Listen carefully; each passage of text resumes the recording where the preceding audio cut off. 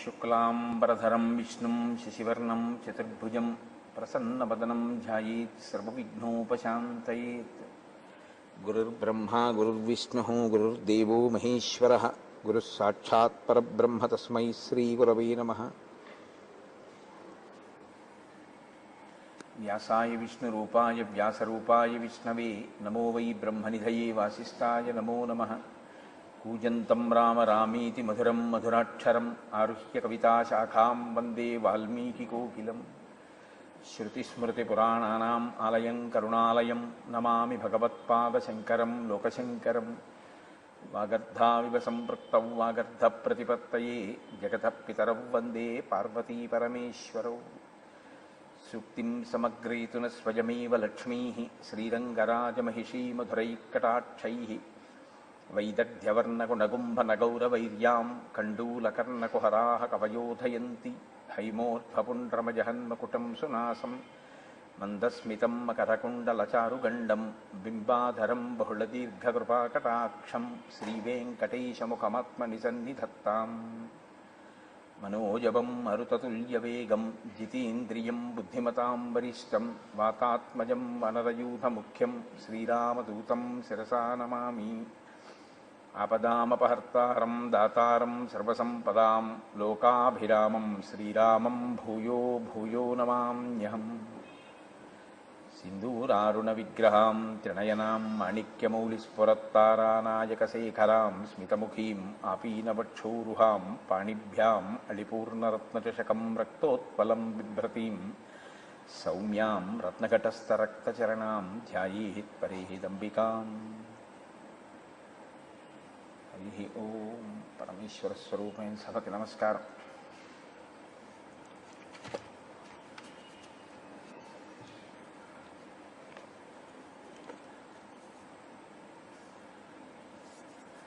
నిన్నటి రోజు కార్యక్రమం పూర్తి చేసే సమయానికి శూర్పణఖ రామచంద్రమూర్తిని దర్శించినటువంటి ఘట్టం దగ్గర మనం ఆప్ చేసి ఉన్నాం. ప్రాతకాలంలో అంత హేమంత ఋతువులో కూడా వాతావరణం ప్రతికూలంగా ఉన్నప్పటికీ సాధారణంగా లోకమంతా కూడా ఆ సమయంలో విశ్రాంతి తీసుకుందాం, బయటికి వెళ్ళొద్దు, చలికి వణికిపోతున్నామనేటటువంటి సమయంలో కూడా ఏనుగులు జలచరములు కూడా నీటి యందు ప్రవేశించడానికి భయపడేటంతటి చల్లటి వాతావరణంలో కూడా ధార్మిక నిష్ఠ అంటే ధార్మిక నిష్ఠే. ఏది ఏ సమయంలో చెయ్యాలో ఆ సమయంలో చెయ్యడంలో రామచంద్రమూర్తి సిద్ధాస్తుడు కనుక ఆయన సూర్యోదయానికి పూర్వమే బ్రాహ్మీ ముహూర్తంలో స్నానం చేసి సంధ్యావందనాది కార్యక్రమాలని పూర్తి చేసుకుని, నిత్యాగ్నిహోత్రీకుడు కనుక అగ్నిహోత్రాన్ని పూర్తి చేసుకుని అక్కడ ఉండేటటువంటి మునులతో సద్విషయముల మీద చర్చ చేస్తున్నటువంటి సమయంలో వచ్చినటువంటి శూర్పణఖ అద్వితీయమైన సౌందర్యం కలిగినటువంటి రామచంద్రమూర్తిని దర్శనం చేసింది. లోకంలో రెండు రకాలైనటువంటి పోకడలు ఉంటాయి. ఒకటి, ఒక చోట సౌందర్యం ఉంటే, ఒక చోట అందం ఉంటే దాన్ని అభినందించగలగడం, ఆ అందంలో ఈశ్వరుని యొక్క విభూతిని చూడగలగడం ఒక లక్షణం. అది ఉత్తమ లక్షణం. మమ తేజోంశ సంభవం అంటాడు గీతాచార్యుడు. ఎక్కడైనా మీకు ఒక ఉత్కృష్టమైన విభూతి కనపడింది అంటే అది ఈశ్వర సంబంధమైనటువంటి విభూతి. దాన్ని చూసి హర్షించగలగడం సత్పురుషుని యొక్క లక్షణం. ఏదైనా తన కంటికి ఆకర్షణీయంగా కనపడితే అది తనది కావాలి, తాను పొందాలి అని కోరుకునేటటువంటి లక్షణం రాక్షస లక్షణం. తాను నిర్ణయం చేసుకోవడమే, ఇది నాకు నచ్చింది కాబట్టి నేను దీన్ని పొందుతాను. అవతల వస్తువు కూడా, అవతల వ్యక్తి కూడా తన పట్ల అలాగే ఆకర్షితుడయ్యాడా లేదా, తన పట్ల అటువంటి భావనతోనే ఉన్నాడా లేదా అన్న దాంతో సంబంధం ఏమి ఉండదు. శూర్పణఖ రామాయణం అప్పుడు ఎప్పుడో జరిగేది ఎందుకు అనుకోవడం అండి? ఇప్పటికీ చూడటం లేదు మనం. తన కంటికి నచ్చితే తాను అనుభవించాలని కోరుకోవడమే రాక్షసత్వం, అంతే. అలాంటి వాళ్ళు మీకు ఇప్పటికీ కనపట్టలేదా? తెల్లవారు లేస్తే పేపర్ల నిండా అవే, టీవీల్లో న్యూస్ నిండా అవే. కాబట్టి సింహోరస్కం మహాబాహుం పద్మపత్ర నిభేక్షణం ఆజానుబాహుదీప్తాస్యం అతీవ ప్రియదర్శనం గజ విక్రాంత గమనం జటామండలధారిణం సుకుమారం మహాసత్వం పార్థివవ్యం జనాన్వితం రామమిందీవరశ్యామం కందర్ప సదృశ ప్రభం బభూవేంద్రోపమం దృష్ట్వా రాక్షసీ కామమోహిత. రాక్షసి అయినటువంటి శూర్పణక కామమోహిత అయింది రామచంద్రమూర్తి ఎందు. వాల్మీకి మహర్షి అంటారు, ఆమె కామమోహిత అయింది అన్న విషయం రాముడు ఇంకా పసిగట్టాడా లేదా అన్న విషయాన్ని కాసేపు పక్కన పెట్టండి. వెంటనే మహర్షి, ఆయనకి వరం ఉంది కదండి, చతుర్ముఖ బ్రహ్మగారు ఆయనకి వరం ఇచ్చారు. నువ్వు ఒక్కసారి ఆచమనం చేసి కూర్చుంటే రాక్షసులైనా సరే, సీతమ్మ తల్లైనా సరే, శ్రీరామాయణంలో ఏ ఏ వ్యక్తులున్నారో వారందరి యొక్క మనోగతమైనటువంటి అభిప్రాయములు కూడా నీకు తెలుస్తాయి అని వరం. కాబట్టి అసలు అలా కామించడానికి యోగ్యమైన స్థితిలో అక్కడ ఉందా పరిస్థితి. ఆ రామచంద్రమూర్తి నా చేత అనుభవింపబడవలసిన వాడు, లేదా రామచంద్రమూర్తి చేత నేను అనుభవింపబడాలి అనేటటువంటి కోరిక కలగడానికి యుక్తాయుక్త విచక్షణ ఏమైనా ఉందా ఆ శూర్పణఖ యందు? దాన్ని చాలా అందమైన మాటలతో మహర్షి ఆవిష్కరిస్తారు. ఆయన అంటారు, సుముఖం దుర్ముఖీ రామం వృత్తమధ్యం మహోదరి విశాలాక్షం విరూపాక్షి సుకేశం తామ్రమూర్తజ. ఆయనో చాలా అందమైనటువంటి ముఖమున్నవాడు. ఆయనది అందమైన ముఖము అంటే వాల్మీకి మహర్షికి అందమైన ముఖము అని కాదు. రామచంద్రమూర్తి యొక్క ముఖాన్ని చూసినటువంటి వాడు లోకంలో అన్ని భూతములు ఆనందాన్ని పొందుతాయి. చంద్రుణ్ణి చూస్తే ఎలా సంతోషిస్తారో, ఒక ఏనుగు ముఖాన్ని చూస్తే ఎలా సంతోషిస్తారో, ఒక తామర పువ్వుని చూస్తే ఎలా సంతోషిస్తారో, రామచంద్రమూర్తి ముఖమండలం కూడా అలాగే ఉంటుంది. కాబట్టి ఆయనది సుముఖం. పైగా ఆ ముఖం నుంచి వేరు మాట వచ్చే అవకాశం ఉండదు. అసలు మనం వినాయకుడి ప్రార్థన మొదలు పెడితే ఈ మాటతోటే ప్రారంభం చేస్తాం. సుముఖశ్చైకదంతశ్చ కపిలో గజకర్ణకః లంబోదరశ్చ వికటో విఘ్నరాజో గణాధిపః అని.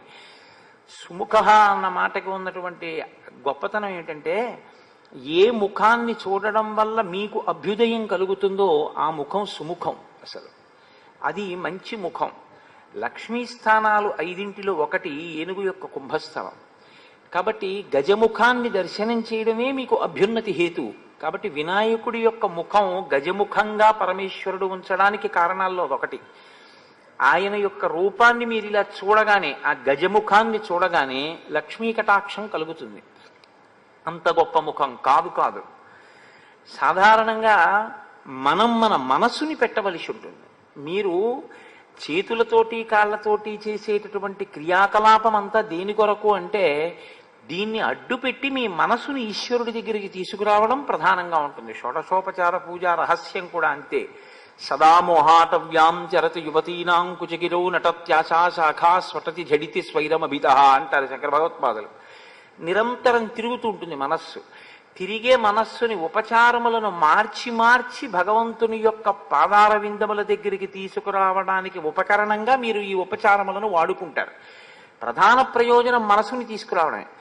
మనసుని తీసుకురాకుండా ఉపకరణాలని తీసుకొచ్చారనుకోండి, ఉపయోగం ఏమైనా ఉంటుందా అంటే దానికి ఉపయోగం ఉంటుంది అని శాస్త్రాలు నిర్ధారించలేదు. శంకరులే శివానందలహరి చేస్తూ గభీరే కాసారే విశతి విజనే ఘోర విపినే విశాలే శైలే చ భ్రమతి కుసుమార్థం జడమతి అన్నారు. ఎందుకురా అనవసరంగా పువ్వుల కోసం, పళ్ళ కోసం, ఆ పత్రి కోసం అన్ని చోట్ల తిరుగుతుంటావు? తిరిగి నువ్వేం సాధించావు?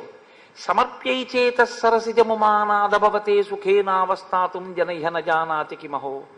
నీ మనస్సు అనేటటువంటి తామర పువ్వుని తీసుకెళ్లి పరమేశ్వరుడు యొక్క పాదముల దగ్గర పెడితే సంతోషించి నీ వెంట పడినట్టుగా నువ్వు తెచ్చిన సంభారములకు ఆయన సంతోషపడిపోయేటటువంటి వాడు కాడన్న విషయాన్ని నువ్వెందుకు తెలుసుకో? ఆయనకి కావలసింది మనస్సు. నువ్వు మనసు పెట్టి పూజ చెయ్యగలిగితే ఉపచారములు అన్నీ ఉన్నాయా లేదా అన్నది కూడా ఈశ్వరుడు చూడడు. ఉపచారములు అన్నీ సమకూర్చుకోవాలనుకోవడం భక్తి. నేను అలాగని ఎందుకంటే అన్ని మానేసేయండి అని నేను చెప్తున్నానని మీరు అనుకోవద్దు. ఒక్కొక్కసారి ఉపచారమునందు లోపం వచ్చిందనుకోండి, అందుకే శాస్త్రంలో దాన్ని పూరణ చేసేస్తారు. ఒక అక్షత సమర్పిస్తే చాలు. నడుము విరగనటువంటి బియ్యం పసుపుతో కలిస్తే దాన్ని సమర్పిస్తే సింహాసనాన్ని మీరు సృష్టించవచ్చు. మీ మనస్సు ఉండాలి. అందుకే శంకరులు రత్నైకల్పిత మానసం హిమజలై స్నానంచ దివ్యాంబరం నానారత్న విభూషితం మృగమదా మోదాంకితం చందనం అంటూ మానస పూజలో ఇవన్నీ కూడా నేను నా మనసుతో సృష్టించాను అంటారు.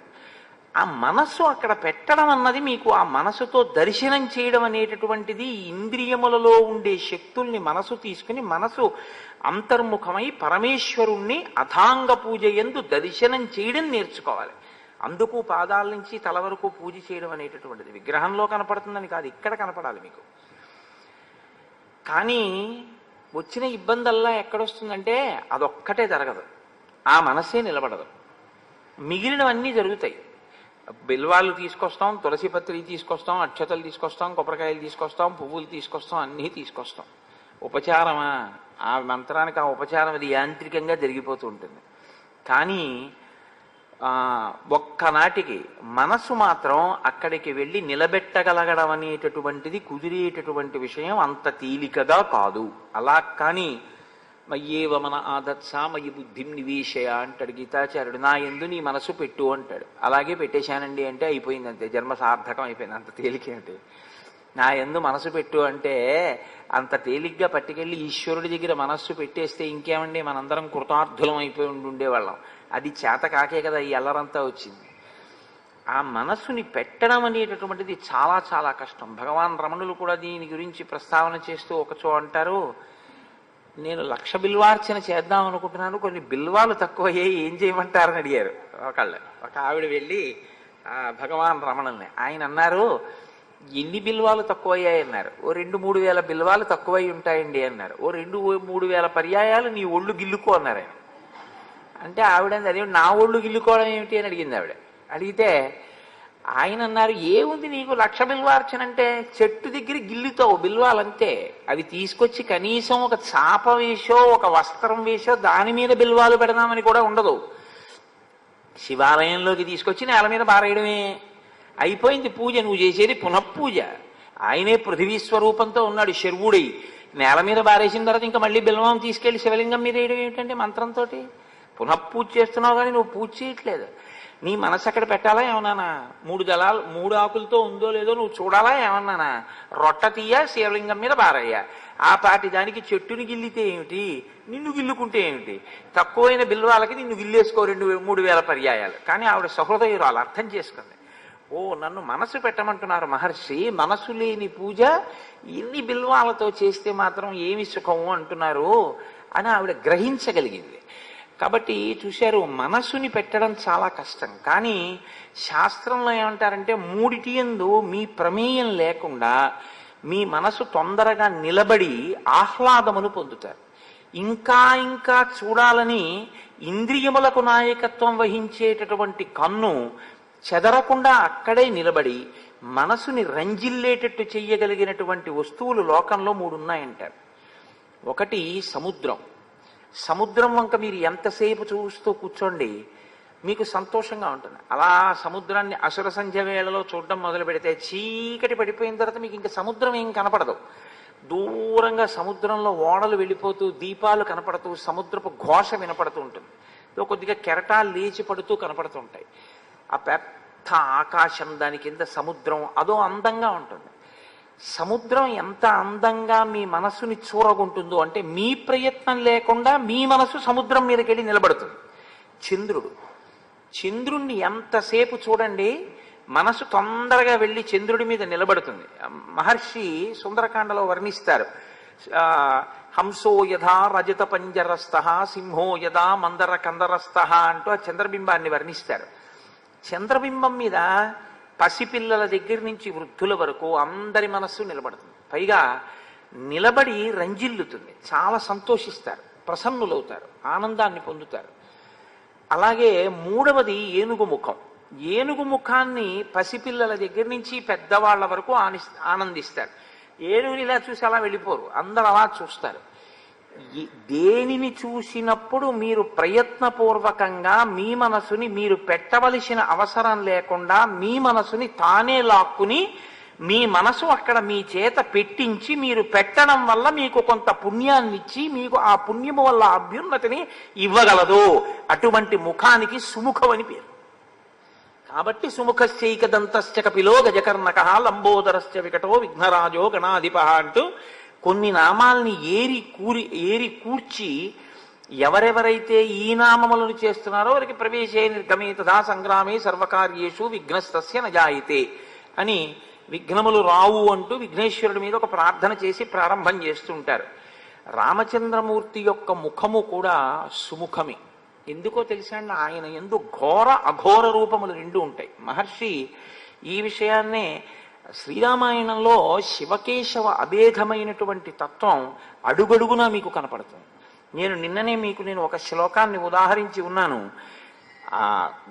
గోదావరి నదిలో స్నానం చేసి వస్తున్నటువంటి సీతారామ లక్ష్మణుల యందు వాల్మీకి మహర్షికి పార్వతీ పరమేశ్వర నందీశ్వర స్వరూపములు దర్శనమయ్యాయి. ఆయన ప్రతి చోట శివుడికి రాముడికి ఉన్న అభేదాన్ని ఆవిష్కరిస్తుంటారు. మనం ఏ దృష్టికోణాన్ని అలవాటు చేసుకోవాలో చూపిస్తుంటారు. అంత గొప్ప ముఖం రామచంద్రమూర్తి యొక్క ముఖం. అదే రామచంద్రమూర్తి యొక్క ముఖం రాక్షసుల పాలిట ఘోర రూపం. వాళ్ళు అది రుద్రస్వరూపం. దాన్ని చూస్తేనే హడిలిపోతారు. అలా ఉంటాడు ఆయన. భక్తులైన వారికి ఆయన ప్రసన్నమూర్తి. ఆయన ఎప్పుడూ మీరు చూడండి, రాముడు అసలు కోదండం పట్టుకోకుండా నిలబడినటువంటి మూర్తి మీరు ఎక్కడైనా చూసారా? చాలా ఎక్కడో అరుదుగా ఉంటుందేమో. రాముడు అంటే ధనస్సు పట్టుకునే ఉంటాడు. అసలు మనం రుద్రం మొదలు పెడితే అలా ధనస్సు పట్టుకుంటే రుద్రమన్యవుతోత ఇషవే నమః నమస్తే అస్తు ధన్వనే బాహుభ్యాముతతే నమః అని మొదలు పెడతాం. ఆ ధనస్సు ఏమిటయా స్వామి చేతిలో? మాకు భయం వేస్తోంది పిల్లలం, ఎందుకు ధనస్సు పట్టుకున్నావు? మేమైనా కోపం వచ్చిందా? ఏమైనా తప్పుంటే క్షమించని ఉభయతర నమస్కారములు చేస్తూ ఆ చేతిలో ఉన్న ధనస్సుకి నమస్కారం చేస్తాం. అదే రామచంద్రమూర్తి అయితే చేతిలో ధనస్సు పట్టుకుని నిలబడినా సరే ఎవరికి ఏం భయం ఉండదు. ఆయన ధనస్సు పట్టుకున్నాడు కాబట్టి మేము సంతోషంగా ఉండగలుగుతున్నాం. మహానుభావుడు తక్కువేమి మనకు రాముండొక్కడుండు వరకు పక్కతోడుగా భగవంతుడు మన చక్రధారి అయి చెంతని ఉండగా తక్కువేమి మనకు అంటాడు మహానుభావుడు రామదాసు గారు. ఆ రామచంద్రమూర్తి కోదండం పట్టుకుని నా పక్కనుండగా మనకి భయం ఏమిటి? ఇంద్రియముల భయం కూడా లేదు. ఆయనే మనకి గురుస్వరూపమై మనని ఏ మార్గంలో ప్రయాణించాలో అటువైపుకి పయనింప చేస్తాడు అని లోకం నమ్ముతుంది. కాబట్టి సుముఖం, ఆయనది సుముఖం, ఆవిడిది దుర్ముఖి. ఆవిడిది చాలా భయంకరమైనటువంటి దుష్టమైనటువంటి ముఖం. ఇక నేను దాని గురించి పెద్ద వర్ణించక్కర్లేదు. ప్రయోజనం లేని విషయానికి పెద్ద వర్ణన ఏమిటి? దీనికి వ్యతిరేకమైన ముఖం ఆ ముఖం. ఆ ముఖం చూస్తే కొత్త పేడ అంటుకుంటుంది ఏమైనా. వృత్తమధ్యం మహోదరి, ఆయనో సన్నటి నడుమున్నవాడు, ఆవిడో మహోదరి చాలా పెద్ద కడుపున్నది. విశాలాక్షం, ఆయనో విశాలమైనటువంటి కన్నులున్నవాడు. విరూపాక్షి, ఆవిడో వికృతమైన కన్నులున్నది. సుకేశం, ఆయనో అందమైనటువంటి కేశపాశమున్నవాడు, జుత్తున్నవాడు. ఆవిడో తామ్రమూర్ధజ, ఎర్రటి రాగి జుత్తు ఉంటుందే, ఆ రాగి జుత్తు ఎలా ఉంటుందో అటువంటి చిమ్ముకుపోయినటువంటి జుత్తున్నది. పూతన సంహారంలో పోతన గారు వర్ణిస్తారు. ఆ నేలబడిపోయినటువంటి పూతన యొక్క జుత్తు వర్ణిస్తూ ఆ పక్షులు దూరేటటువంటి పొదలు ఎలా ఉంటాయో అలా ఉంటుంది అంటారు. కాబట్టి అటువంటి జుత్తు కలిగినది. విశాలాక్షం అంటే విశాలమైన కన్నులున్నవాడు అంటే ఆ కన్నులు పెద్దవైతే మనకేమిటి అని అనిపించవచ్చు. శంకర భగవత్పాదులు సౌందర్యలహరిలో అంటారు, దృశాద్రాఘీయస్యాదరదళిత నీలోత్పల రుచా కవీయాంసం దీనం స్నపయ కృపయా మమపి శివే అనేనాయం ధన్యో భవతి నచతే హానిరియత వనేవా హర్మ్యేవా సమకర నిపాతో హిమకర అంటారు. ఆ కన్నులతో లలితాస్వరూపానికి రామస్వరూపానికి అభేదం కదండి. రెండూ అటువంటి ముగ్ధమోహనమైనటువంటి స్వరూపాలు. ఆయన కూడా తనవారైనటువంటి వారిని, తనవారు పరాయి వారు అని ఉంటారా ఈశ్వరుడికి అంటే, ఎవరు ధర్మావలంబకులో వారు ఈశ్వరుడి వారు, ఎవరు ధర్మమునందు ప్రవర్తించరో వారు కూడా ఈశ్వరునికి సంబంధించిన వారే. భారతీ తీర్థస్వామి వెంకటాచల క్షేత్రానికి వచ్చినప్పుడు ఒక అనుగ్రహ భాషణం చేశారు. అనుగ్రహ భాషణం చేస్తూ ఒక పీఠాధిపతులు, ఒక జగద్గురువులు ఏ స్థాయిలో చెప్తారో చాలా ఆశ్చర్యంగా ఉంటుంది. ఆయన ఒక మాట అన్నారు, అసలు మనం పూజ చేసిన తర్వాత కోరుకోవలసింది ఏమిటి అంటే, ఎవరు ఈశ్వరుడి నుంచి బాగా దూరమై, వేదానికి దూరమై, ధర్మమునకు దూరమై పాపజీవనం గడుపుతున్నారో వారు వేదము చేత నిర్దేశింపబడిన మార్గంలోకి ఈశ్వరానుగ్రహంతో రావాలి వర్ణన చేస్తూ తన ఒంటిలోంచే పుట్టింది కదా కుష్ఠరోగం అని చెప్పి ఎవడైనా దాన్ని ముద్దు చేస్తే ఉన్న వేళ్లు కొరుక్కు తినేస్తుంది అది. అలా మన సెగ్గెడ్డ కదా అని చెప్పి దాన్ని చక్కగా పెంచి పోషిస్తే అది ఒంట్లో ఉన్న నెత్తురు కారిపోయేటట్టు చేస్తుంది. కాబట్టి సెగ్గడ్డని డాక్టర్ గారు కోసేశారంటే ఎందుకు కోసేస్తారు? మిగిలిన శరీరాన్ని రక్షించాలి, అది ఉండకూడదు. ఇక వాడు ఆ శరీరంతో ఉంటే ధర్మ వ్యతిరిక్తమైనటువంటి పనులు చేసి ఇంకా ఇంకా పాపం మూట కట్టుకుంటాడు. అందుకని తీసేస్తాడు తప్ప అది కూడా అనుగ్రహమే. నిజానికి అనుగ్రహంతో చేసేటటువంటి పనే తప్ప ఆగ్రహంతో చేసేటటువంటి పని కాదు. అందుకే పెద్దలు ఒక మాట చెప్తుంటారు. చాలామంది తెలిసి తెలియని తత్వంతోటో ఒక మౌఢ్యంతోటో ఒక మాట మాట్లాడుతుంటారు. శివుడు లయకారకుడు అంటే చంపేస్తాడు, అందున ఆయన జోలికి వెళ్ళకండి అంటుంటారు. ఆయనకి పూజ ఏమిటి? ఇది రామాయణానికి వ్యాఖ్య చేసినటువంటి వాళ్ళ కొంతమందికి కూడా అలవాటు ఉంది. అలా అలా వ్యాఖ్యలు చేసిన వాళ్ళు ఉన్నారు. శివుడు లయకారకుడు అందుకని చెప్పి ఆయన జోలికి వెళ్ళకూడదు, ఆయనకు పూజ చేయకూడదు అని ఒక పక్షపాతంతో కూడినటువంటి మాట చెప్తూ ఉంటారు. శివుడు లయకారకుడు అంటే ఆయన చేసే ప్రళయాలలో 3వ ప్రళయం మహాప్రళయం. మహాప్రళయం చేస్తాడు అంటే చంపేస్తాడని కాదు. ఎవరెవరు ఈశ్వరుణ్ణి పొందలేకపోయారో వాళ్ళని ఈశ్వరుడు పొందుతాడు. దానికి మహాప్రళయం అని పేరు. నల్లపూసలున్నాయి, మైనపు ముద్దు ఉంది. నల్లపూసల మైనపు ముద్దను అంటుకోలేకపోయాయి, మైనపు ముద్దు వచ్చి నల్లపూసల మధ్యలో దొల్లిద్ది. ఇప్పుడు నల్లపూసలన్నీ ఏమయ్యాయి? మైనపు ముద్దకు అంటుకున్నాయి. కాబట్టి ఈశ్వరుని యొక్క ఎనలేని కారుణ్యానికి ప్రతీక మహాప్రళయం. మహాప్రళయం చేసేటటువంటి శంకరుడు పరమేశ్వరుడు అపారమైనటువంటి కారుణ్యమునకు ప్రతీక. మీరు అలా చెప్పవలసి ఉంటుంది తప్ప ఆయన లయం చేసేస్తాడంటే ఆయన చంపేస్తాడని మీరు చెప్పకూడదు. నిన్ననే మీతో నేను మనవి చేశాను. ఆయన స్వల్పకాలిక లయం కూడా చేస్తాడు. నిద్రాకాలిక సౌఖ్యమునిచ్చి ఇంద్రియములకు మళ్ళీ చైతన్యాన్ని శక్తిని ఇచ్చేవాడు పరమేశ్వరుడే. ఆయన అనుగ్రహం లేకపోతే నిద్ర పట్టలేదనుకోండి, నిద్ర పట్టకపోతే అన్నం సహించదు, అన్నం సహించకపోతే నిద్ర పట్టదు. ఈ రెండూ లేవనుకోండి, 3 రోజులు పోయిన తర్వాత చూసుకోండి కళ్ళు ఎంత లోపలికి ఎడతాయో. అయితే చిత్రం ఏమిటంటే ఎంత నింద చేస్తున్నా పోన్లే పిల్లాడన ఆయన అలా ఇస్తూనే ఉంటాడు. అది గమనించిన వాడన్నాడు జగతపితరవ్ వందే పార్వతీ పరమేశ్వరవు అన్నాడు. ఆయన తల్లి తండ్రి కదా, క్షమించేస్తాడు, ఉదారుడు అన్నాడు. కాబట్టి అటువంటి స్వభావం ఉన్నటువంటి వాడే రామచంద్రమూర్తి. పేరు మారుతుందేమో కానీ పరమాత్మ యొక్క స్వభావమునందు మార్పే ఉంటుందండి, అదేం ఉండదు. నరుడిగా ఉన్నా ఆయన తత్వం అలాగే ఉంటుంది. కాబట్టి సుముఖం దుర్ముఖీం రామం వృత్తమధ్యం మహోదరి విశాలాక్షం విరూపాక్షి సుకేశం తామ్రమూర్ధజ ప్రీతిరూపం విరూపాస. ఆయన స్వరూపమో చాలా ప్రీతి కలిగేటట్టుగా ఉంటుంది. ఆవిడదో చాలా విరూపమైనటువంటి స్వరూపం, అంటే వికృతమైనటువంటి స్వరూపంతో ఉంటుంది. సుస్వరం, ఆయన మాట్లాడితే చాలా అందంగా ఉంటుంది, వినాలనిపిస్తుంది. వినాలనిపించి మాట్లాడడం కూడా మంచి మాట అని నేను చెప్పడం చాలా కష్టం. నేనేమిటి, ఎవరైనా అలా చెప్పలేరు.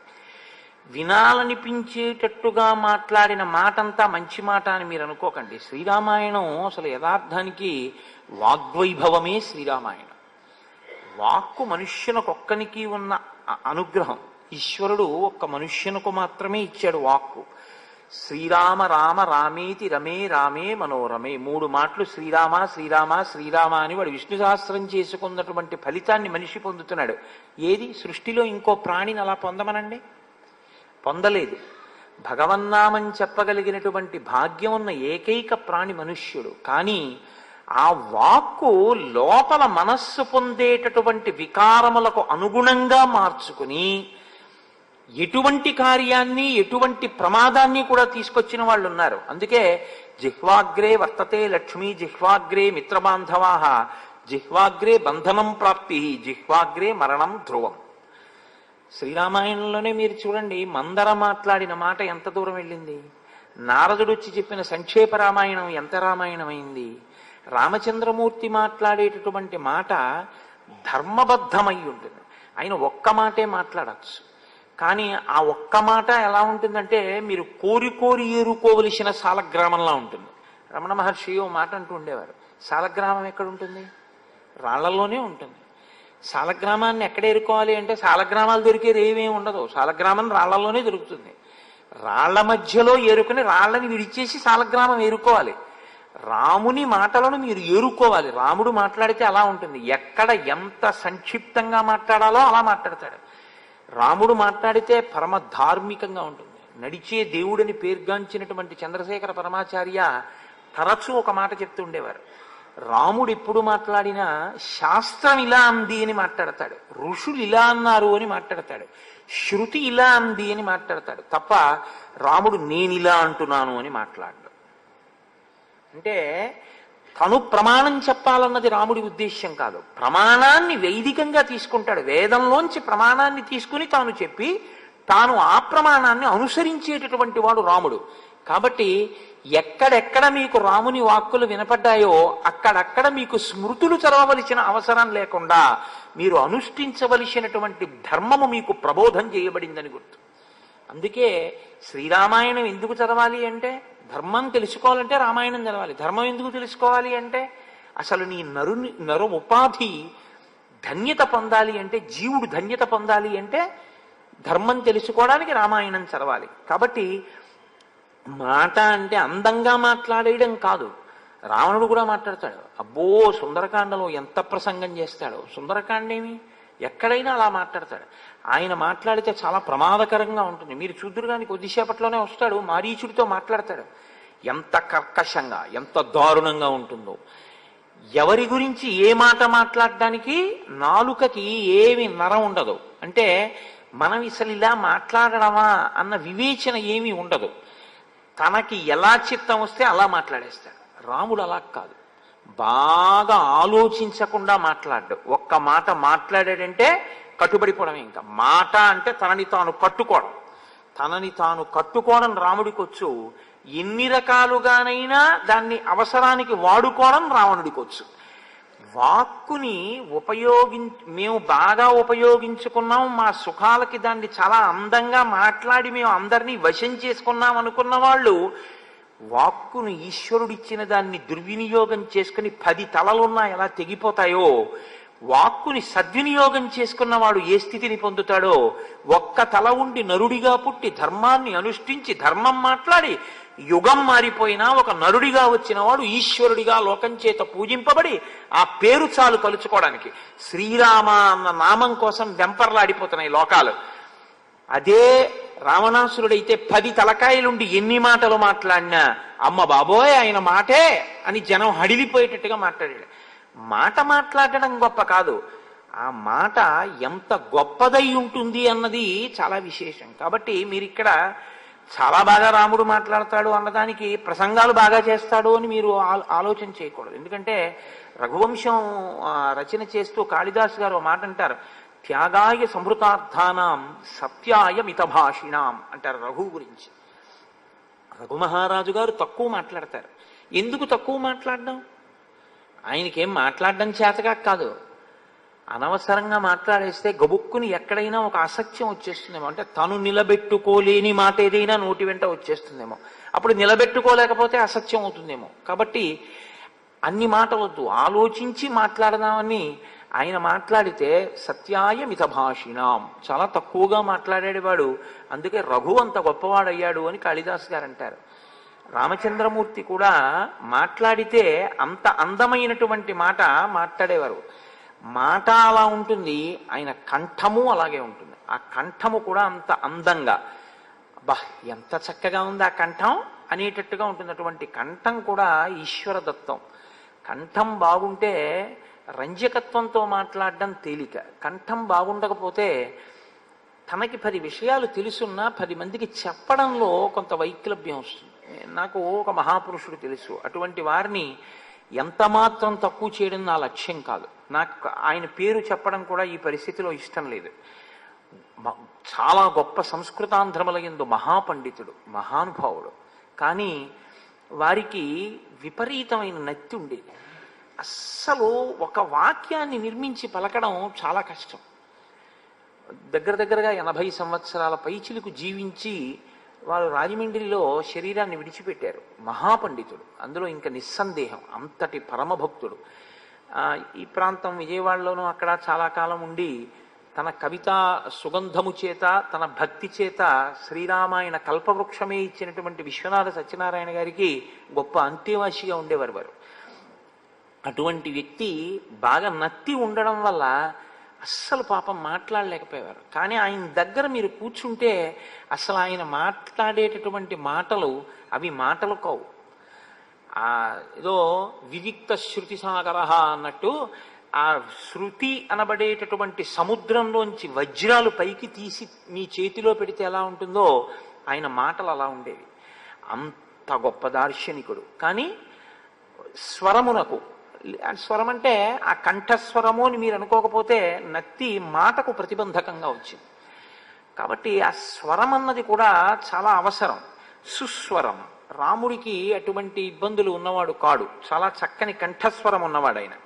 ఆ స్వరం అలా తెలుసున్నవాడు వేదమంత్రాన్ని కూడా బాగా చెప్పగలడు, దేవతల యొక్క అనుగ్రహాన్ని బాగా పొందగలడు. ఎందుకంటే వేదము స్వరప్రధానమైనటువంటిది. ఉదాత్త అనుదాత్త ఆ స్వరితము అనబడేటటువంటి ఆ స్థాయి భేదాన్ని వేదమంత్రంలో ఎవరు సుస్వరంతో పాటిస్తారో వాళ్ళకి దేవతలు కూడా వశులవుతారు అని చెప్తున్నారు.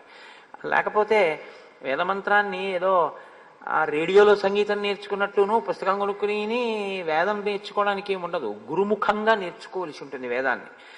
కాబట్టి ఆమెయో భైరవ స్వర, గాడి ధరిస్తే ఎలా ఉంటుందో అటువంటి స్వరం ఉన్నది ఆవిడే. ఆవిడ అంటే నా ఉద్దేశంలో శూర్పణఖ. తరుణం దారుణ వృద్ధ, ఆయనో యవ్వనంలో ఉన్నవాడు రామచంద్రమూర్తి, ఆవిడో పరమ వృద్ధురాలు. దక్షిణం, ఆయనో చాలా నేర్పరి అయినటువంటి వాడు, ఆవిడో వామభాషిణి, నోటికి ఏదొస్తే అది మాట్లాడేస్తూ ఉంటుంది. ఆ మాటలకి ఒక రుజుత్వం ఏం ఉండదు, వక్రమైనటువంటి మాటలు. తన కార్యం నెరవేర్చుకోవడానికి, తాను ఇష్టపడింది సమకూర్చుకోవడానికి ఆవిడ ఎలాగైనా మాట్లాడుతుంది. అటువంటిది న్యాయవృత్తం, ఈయనది ఎప్పుడు న్యాయమైనటువంటి మార్గం, ధార్మికమైన మార్గం. ఆవిడదో సుదుర్వృత్త, ఆవిడది దుర్వృత్తం. అంటే ఆవిడ యొక్క నడవడికి ప్రమాణం ఏమి ఉండదు, నేను దీన్ని బట్టి ప్రవర్తించాలి అని ఆవిడేమనుకోదు. ఆవిడ మనసులో పుట్టిన కోరికని బట్టి ఆవిడ ప్రవర్తిస్తుంది. ఒక గారె తినేద్దామనుకున్న కుక్క అది నైవేద్యం పెడతారని చూడకుండా కూడా కరియబడి ఎలా ఎత్తుకుపోతుందో ఆవిడ మాట కూడా అంతే. ఎప్పటికీ ఎక్కడ తన మనసులో కోరిక తీరాలనుకుంటుందో అక్కడ అలా మాట్లాడగలదు, అలా ప్రవర్తించగలదు. ఏడవడం కూడా తన కోరిక కోసం ఏడవగలదు, నవ్వినా తన కోరిక కోసం నవ్వగలదు, లేమి అందం ఉందని చెప్పగలదు, ఉన్న అవగుణాల్ని గుణములుగా చెప్పగలదు తప్ప అసలు తన మాటకి తన ప్రవర్తనకి ఒక ప్రమాణమును బట్టి ప్రవర్తించేటటువంటి రూపం ఉన్నది కాదు, అటువంటి నడవడి ఉన్నది కాదు. కాబట్టి న్యాయవృత్తం సుదుర్వృత్త. ప్రియం అప్రియ దర్శన, ఆయన దర్శనమేమో ప్రియమైనటువంటి దర్శనం, ఆవిడదేమో అప్రియమైనటువంటి దర్శనం. అంటే ఆవిడ్ని చూస్తేనే ఏదో ప్రమాదం వస్తుంది. లోకంలో కొన్నింటికి ఆ లక్షణం ఉంటుంది. అంత రజోగుణ తమోగుణ భూయిష్టమైనటువంటి స్వరూపాన్ని మీరు చూసినంత మాత్రం చేత ఏదో అమంగళం కలుగుతుంది. అందుకేగా ఇప్పటికీ లోకంలో కొన్నిటిని అశుభ శకునములుగా పరిగణించడం అనేటటువంటిది వచ్చింది. ఆయన ప్రియ దర్శనం, ఆయన్ని చూడడం అనేటటువంటిదే చాలా ఆనందదాయకంగా ఉంటుంది. శరీరజ సమావిష్ట రాక్షసీ వాక్యమబ్రవీత్. అటువంటి శూర్పణఖ రామచంద్రమూర్తిని చూసి మన్మధుని చేత ఆవేశింపబడింది. అంటే ఆమెకి కామము కలిగినది. ఇక్కడ మహర్షి ఒక చాలా గొప్ప మాట చెప్తున్నారు. ఇంత వృద్ధురాలైనటువంటిది, రాక్షసి అయినటువంటిది, వికృతమైనటువంటిది అందమైన రాముణ్ణి చూడగానే ఏమనుకుందంటే ఇంత అందమైన వాడు కాబట్టి ఈయన చేత నేను భోగింపబడాలి అనుకుంది. అసలు అలా అనుకోవడం కూడా న్యాయమా? అసలు అటువంటి కోరిక పుట్టచ్చా? ఆవిడికి ఏం అక్కర్లేదు.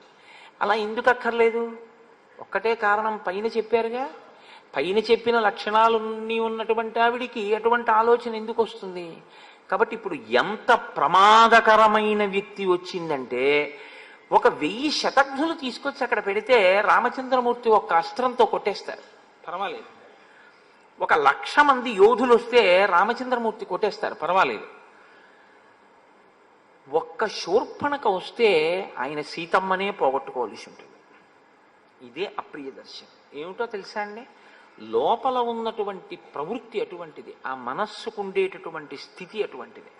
ఆవిడిప్పుడు ఎలా కావాలంటే అలా మాట్లాడుతుంది. ఆ మాటల చేత తన మనసులో ఉన్నటువంటి కోరిక యొక్క వ్యగ్రత చేత ఆవిడ ఎంత భయంకరమైన స్థితినైనా సరే కల్పించగలదు.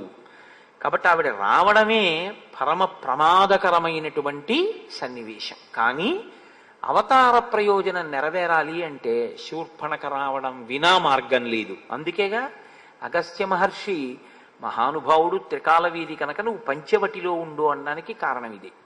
రాక్షసులు రావాలి, శూర్పణక రావాలి, ఆమె రావణుడి దగ్గరికి వెళ్ళాలి, రావణుడు రావాలి, సీతాపహరణం జరగాలి, అప్పుడు కాని రాముడు రావణ సంహారానికి అడుగువేయడు. కాబట్టి ఇప్పుడు శూర్పణక రాముణ్ణి చూసి రాముణ్ణి ప్రశ్న వేస్తోంది. ఆవిడ ఆయన్ని ప్రశ్న వెయ్యగలిగినటువంటి సత్తా ఉన్నదా అంటే యోగ్యతాయోగ్యతల యొక్క విచారణ లేకుండా కామమోహితయ్యి మాట్లాడుతోంది. జటీ తాపసరూపేణ సభార్య శరచాపధృత్ ఆగతస్త్వమిమం దేశం కథం రాక్షస సేవితం కిమాగమనకృత్యంతే తత్ త్వమాఖ్యాతుమర్హసి. నీవు జటివై జటలు కట్టుకుని ఉన్నావు, తాపసి ఎలా ఉంటాడో అలా ఉన్నావు, పక్కన భార్య ఉంది. ఇంతకన్నా దారుణం ఏమిటండి, పక్కనున్న ఆవిడ భార్య అని ఆవిడికి తెలుసు, ఆయన నరుడు అని తెలుసు. భార్య పక్కన ఉండగా ఈమె ఆయన యందు కామమోహిత అయింది. శరచాపధృత్ ధనుర్బాణాలు పట్టుకున్నావు. జటిగా ఉన్నావు కాబట్టి తాపసి అనుకోవాలా, ధనుర్బాణములు పట్టుకున్నావు కాబట్టి నువ్వు రాజు అనుకోవాలా? పక్కన భార్య ఉంది, నాకు సందేహాస్పదంగా ఉంది ఈ విషయాలన్నీ. అప్పుడు మీరెవరు, ఎందుకు ఇక్కడ ఉన్నారో ఇది కాదు. ఆవిడ అడగడమే అసలు అవతల వారిని శంకించేటటువంటి రీతిలో. ఏమంటే ఆయన నేను ఆ ఊళ్ళో ఉన్నప్పుడు వారికి 80 సంవత్సరాలు, ఇప్పుడు కులాసాగా ఉన్నారా వారు అని అడగడం ఒక ఎత్తు. అప్పుడే 80 ఏళ్ళు, ఆయన ఇంకా ఉన్నారా చచ్చిపోయాడండి అని అడగడం ఒక ఎత్తు. అంటే మనస్సులో భావన పవిత్రమైతే వాక్కు పవిత్రంగా ఉంటుంది, మనసులో భావన అపవిత్రమైతే వాక్కు కూడా అలాగే ఉంటుంది. అందుకే వాక్కు చాలా పదిలంగా ఉండాలి, చాలా పవిత్రంగా ఉండాలి. కొంతమంది నోటితో ఆయన చచ్చిపోయారండి అని కూడా అనరు, ఆయన శరీరం విడిచిపెట్టారండి అంటారు. ఎంత మంగళప్రదంగానూ ఉంటాయి ఆ వాక్కులు. అసలు ఆ నోటి వెంట మీరు చాలా పరుషమైనటువంటి మాట విందాము అంటే మీకు వినడం కుదరదు. ఎందుకంటే ఆయన నోటి వెంట రాదు ఆ వాక్కు. ఆయన ఎంత పరుషమైన సందర్భాన్ని కూడా అంత సరళంగా, అంత పవిత్రంగా, అంత మంగళప్రదంగా, అంత అందంగా మాట్లాడగలడు.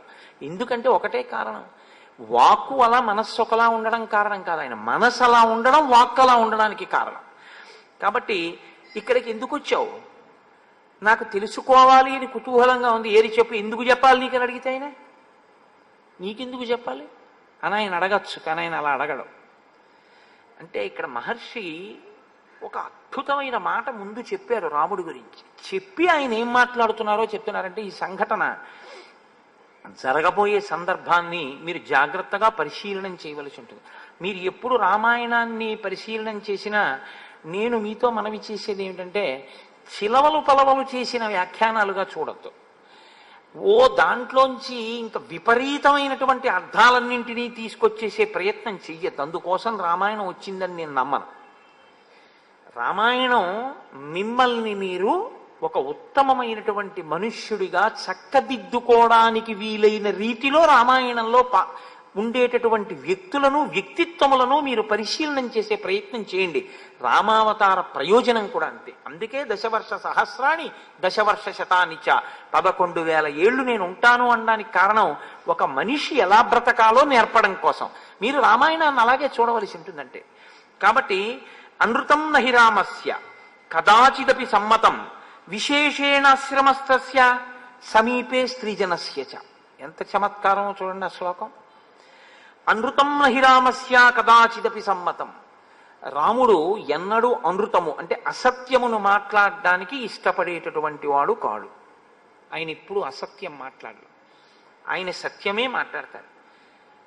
సత్యమే మాట్లాడాలి అంటే మీరు చారిత్రమునకు ప్రాధాన్యం ఇచ్చిన వారై ఉండాలి. మీ గురించి మీరు చెప్పుకోవడానికి మీరు భయపడని రీతిలో ఉంటే మీరు అసత్యం చెప్పవలసిన అవసరం ముందు రాదు. ఒకటి రెండు, మీరు పశ్చాత్తాపానికి లోనయ్యి ఉంటే అసలు మీ గురించి పూర్వం ఏదైనా చెడు ఉంటే చెప్పుకోవడానికి మీరు భయపడరు. రెండు, ఈ రెండూ లేవనుకోండి, ఇంకా మీలో ఏదో రావలసిన మార్పు ఉంది అని గుర్తు. మీరు అలా ఆలోచించండి ఒకసారి. నేను గతంలో చెడ్డవాడిని అండి, అంటే చెడ్డవాడిని అంటే ఓ ఉదాహరణకి చెప్తున్నాను. ఏదో నేను 10 సంవత్సరాల క్రితం ఏవో తప్పులు చేసి ఉన్నవాడిని అనుకోండి.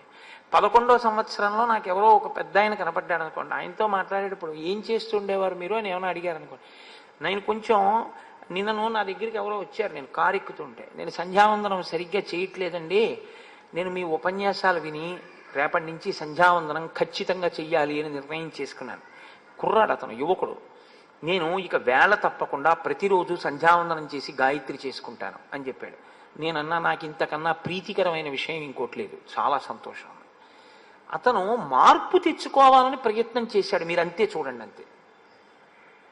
మీరు ఒకటి ఆలోచించండి, అసలు లోకంలో పాపము చెయ్యడం అనేటటువంటిది లేకపోతే ఈశ్వరుడు గురువు అక్కర్లేదు. మీరు ఒకసారి ఆలోచించండి జాగ్రత్తగా. తప్పు చెయ్యకుండా ప్రతివాడు ఉంటే గురువుగారు ఈశ్వరుడు అక్కర్లేదు. అది చేసే అలవాటు ఉంది కాబట్టే ఇంద్రియాల్ని మనసుని లొంగ తీసుకోలేకపోయాడు కాబట్టే గురువుగారు ఈశ్వరుడు కావలసి వచ్చారు. కాబట్టి గురువు ఆ కోణంలో కూర్చోవాలి. ఎప్పుడు కూర్చున్నా చిచి చిచి చిచి చిచి నీలాంటి వాడు నా దగ్గరికి వస్తే ఎలాగ అనకూడదు, నువ్వు మార్చుకో అని చెప్పాలి. ఈశ్వరుడు ఎవరి కోసం అండి? పడిపోయిన వాడిని పైకెత్తడానికే ముందుంటాడు.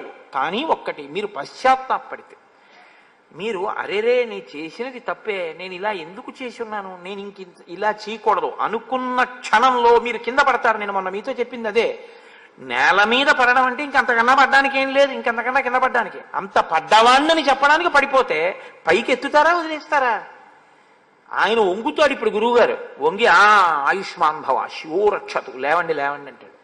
మిమ్మల్ని శివుడు రక్షిస్తాడు. మీ పశ్చాత్తాపానికి మీరు రక్షింపబడతారు. ఇది చెప్పడానికి గురువు గారు ఉన్నారు. గురువు గారు కూడా మీ తప్పులే చూడ్డానికి కూర్చుంటే ఆయన గురువు కాడు, మీకు బరువు.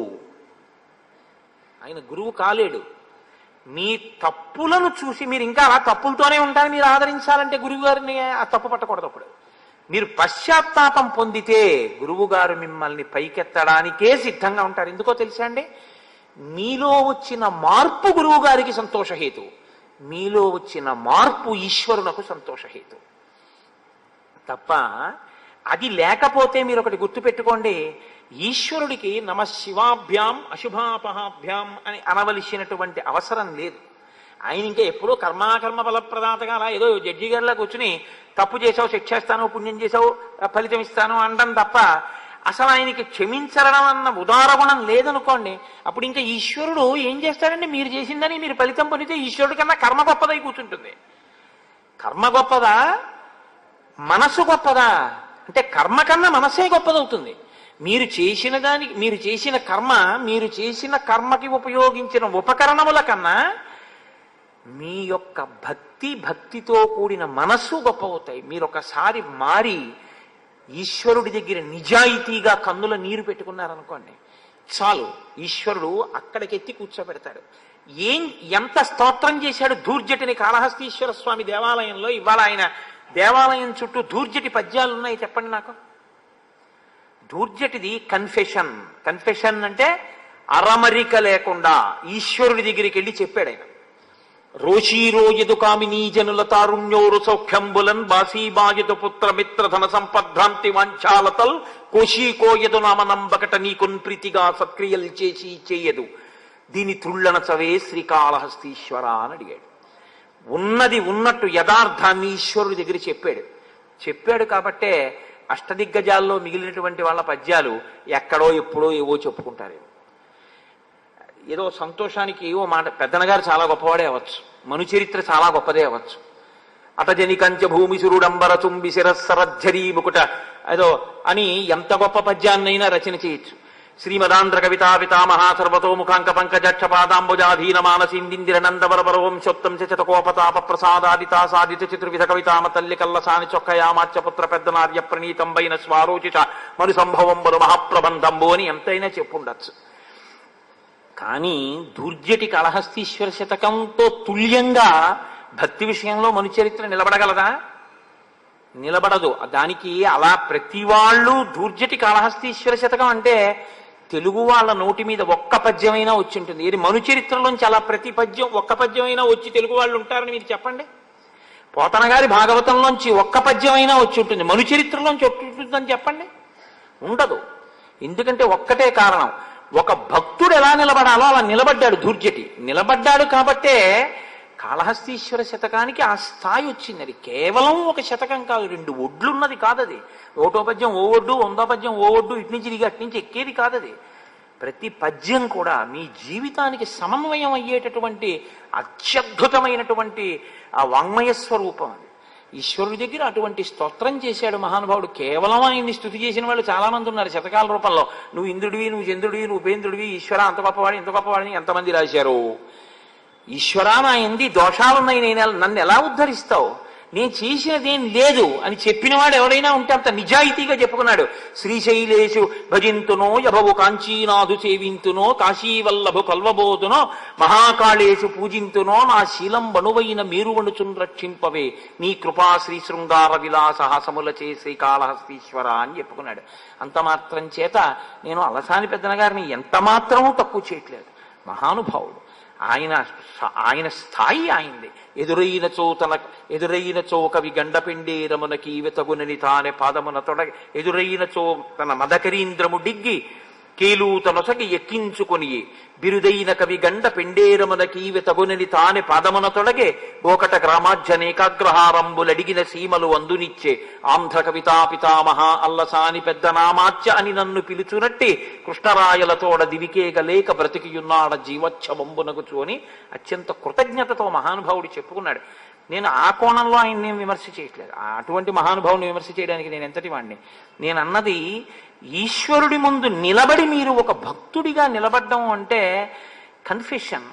మీరు ఈశ్వరుడితో మాట్లాడేటప్పుడు మీ లోపాలని, మీ తప్పుని, మీరు దేన్ని దాటలేకపోతున్నారో, ఎందుకైనా మీ అనుగ్రహం కావాలో మీరు మనసు విప్పి సర్వేశ్వరుడితో చెప్పుకోలేకపోతే ఇంకా మిమ్మల్ని ఉద్ధరించగలిగిన వాడన్నవాడు లోకంలో ఎవరుంటారండి? అసలు పదార్థం అక్కడుంది, ఉపయోగించుకోనప్పుడు మీకు ఎలాగ ఈశ్వరుడి యొక్క అనుగ్రహం కలుగుతుంది? అమ్మ అన్నం అంటే వండగలదేమో కానీ మీరు తినకపోతే ఆకలి ఎలా తీరుతుంది?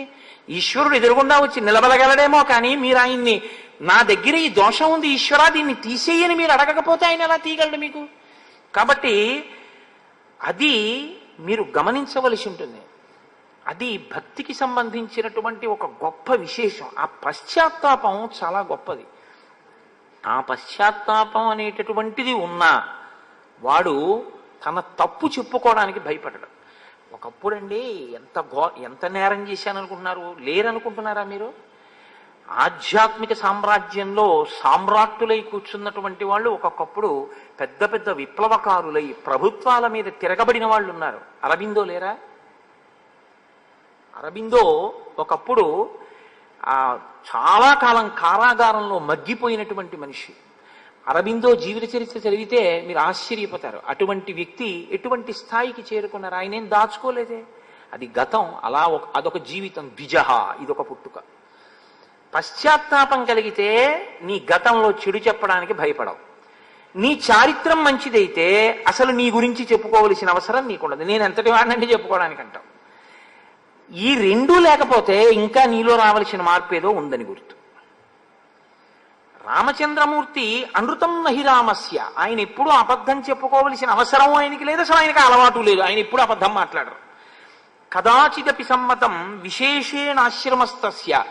ప్రత్యేకించి ఆశ్రమముల యందు ఆయన అస్సలు అబద్ధం ఆడరు. అంటే ఏమిటంటే ఆశ్రమముల యందు అబద్ధం ఆడరు అంటే మరి ఎప్పుడైనా అంటారేమో అన్నట్టుగా ఉంది కదా దాని అర్థం అని అనుమానం రావచ్చు.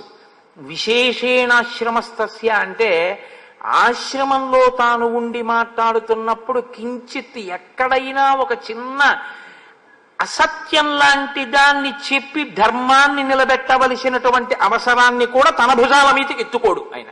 ఎందుకంటే అందులో ఉన్న వాళ్ళకి ధర్మం తెలుసు, తన కొత్తగా భుజాలకు ఎత్తుకోవలసింది లేదని గ్రహించి ఉంటాడు అని గుర్తు.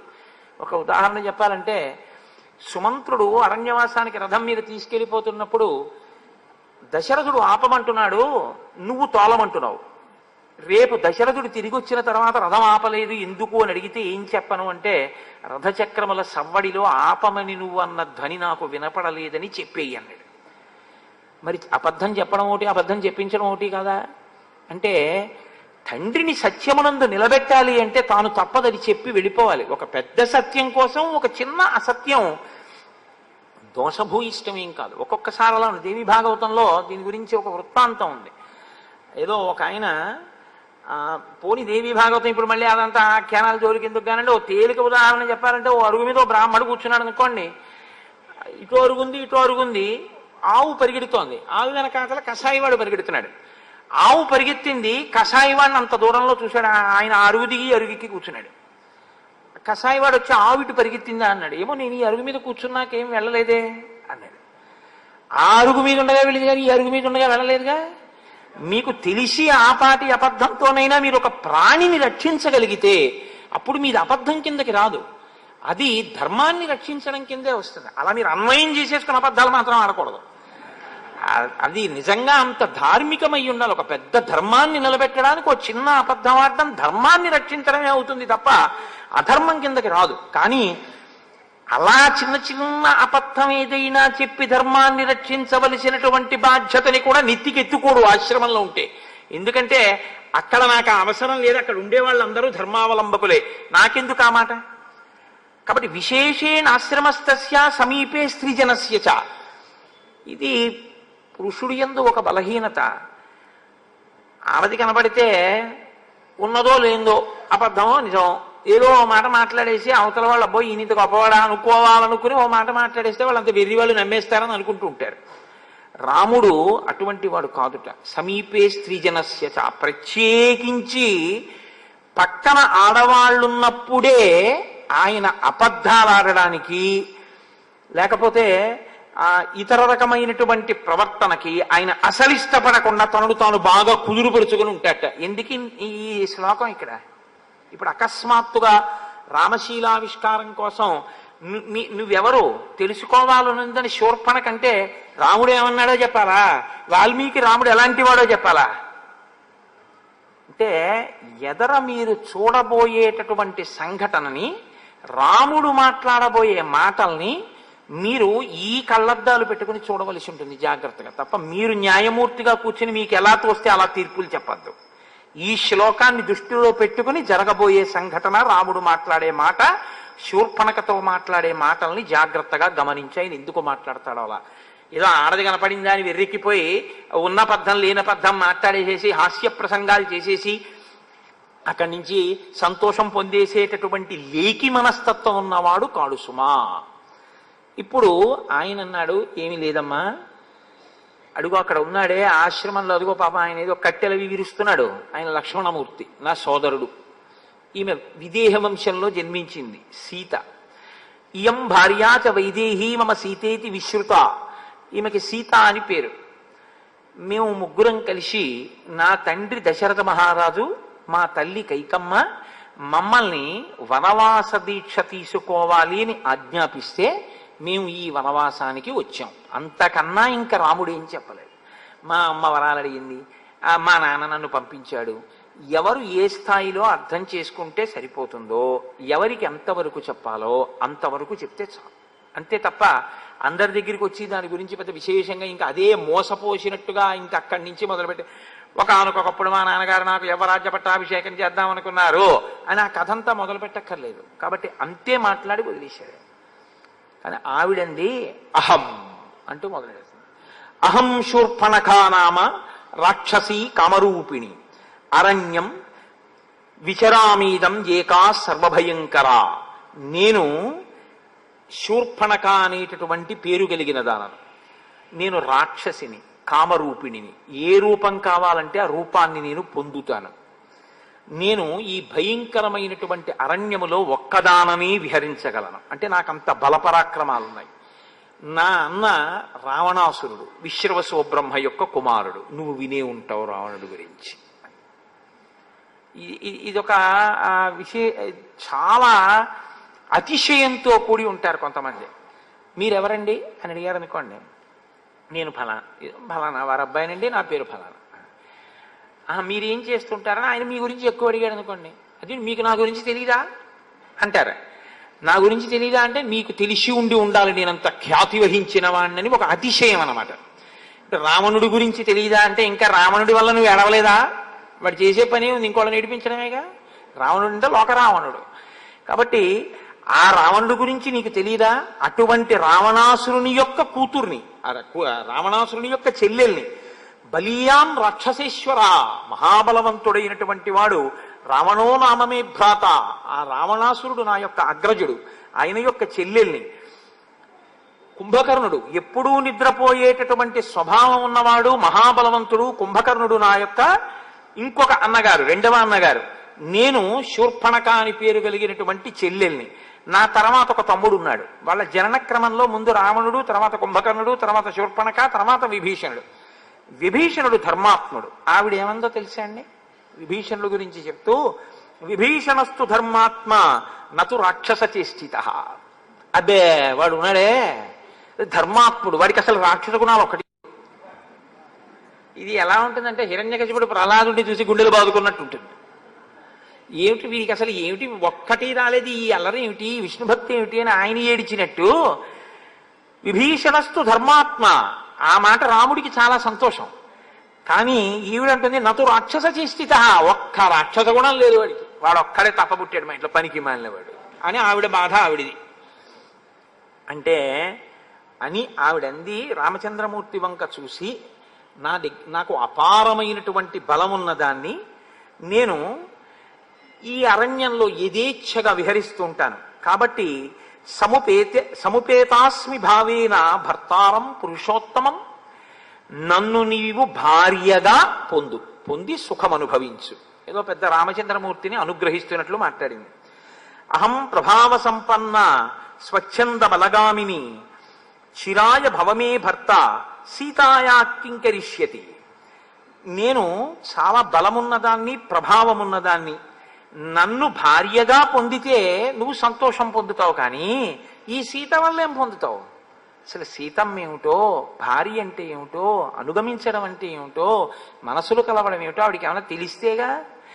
ఆవిడ అప్పటికప్పుడు న్యాయం చెప్పేసిందంటే, అంటే ఆవిడ మనసులో ఇప్పుడు కోరిక ఉంది, ఆమె రాముడికి భార్యాస్థానంలో కూర్చోవాలనిపించింది.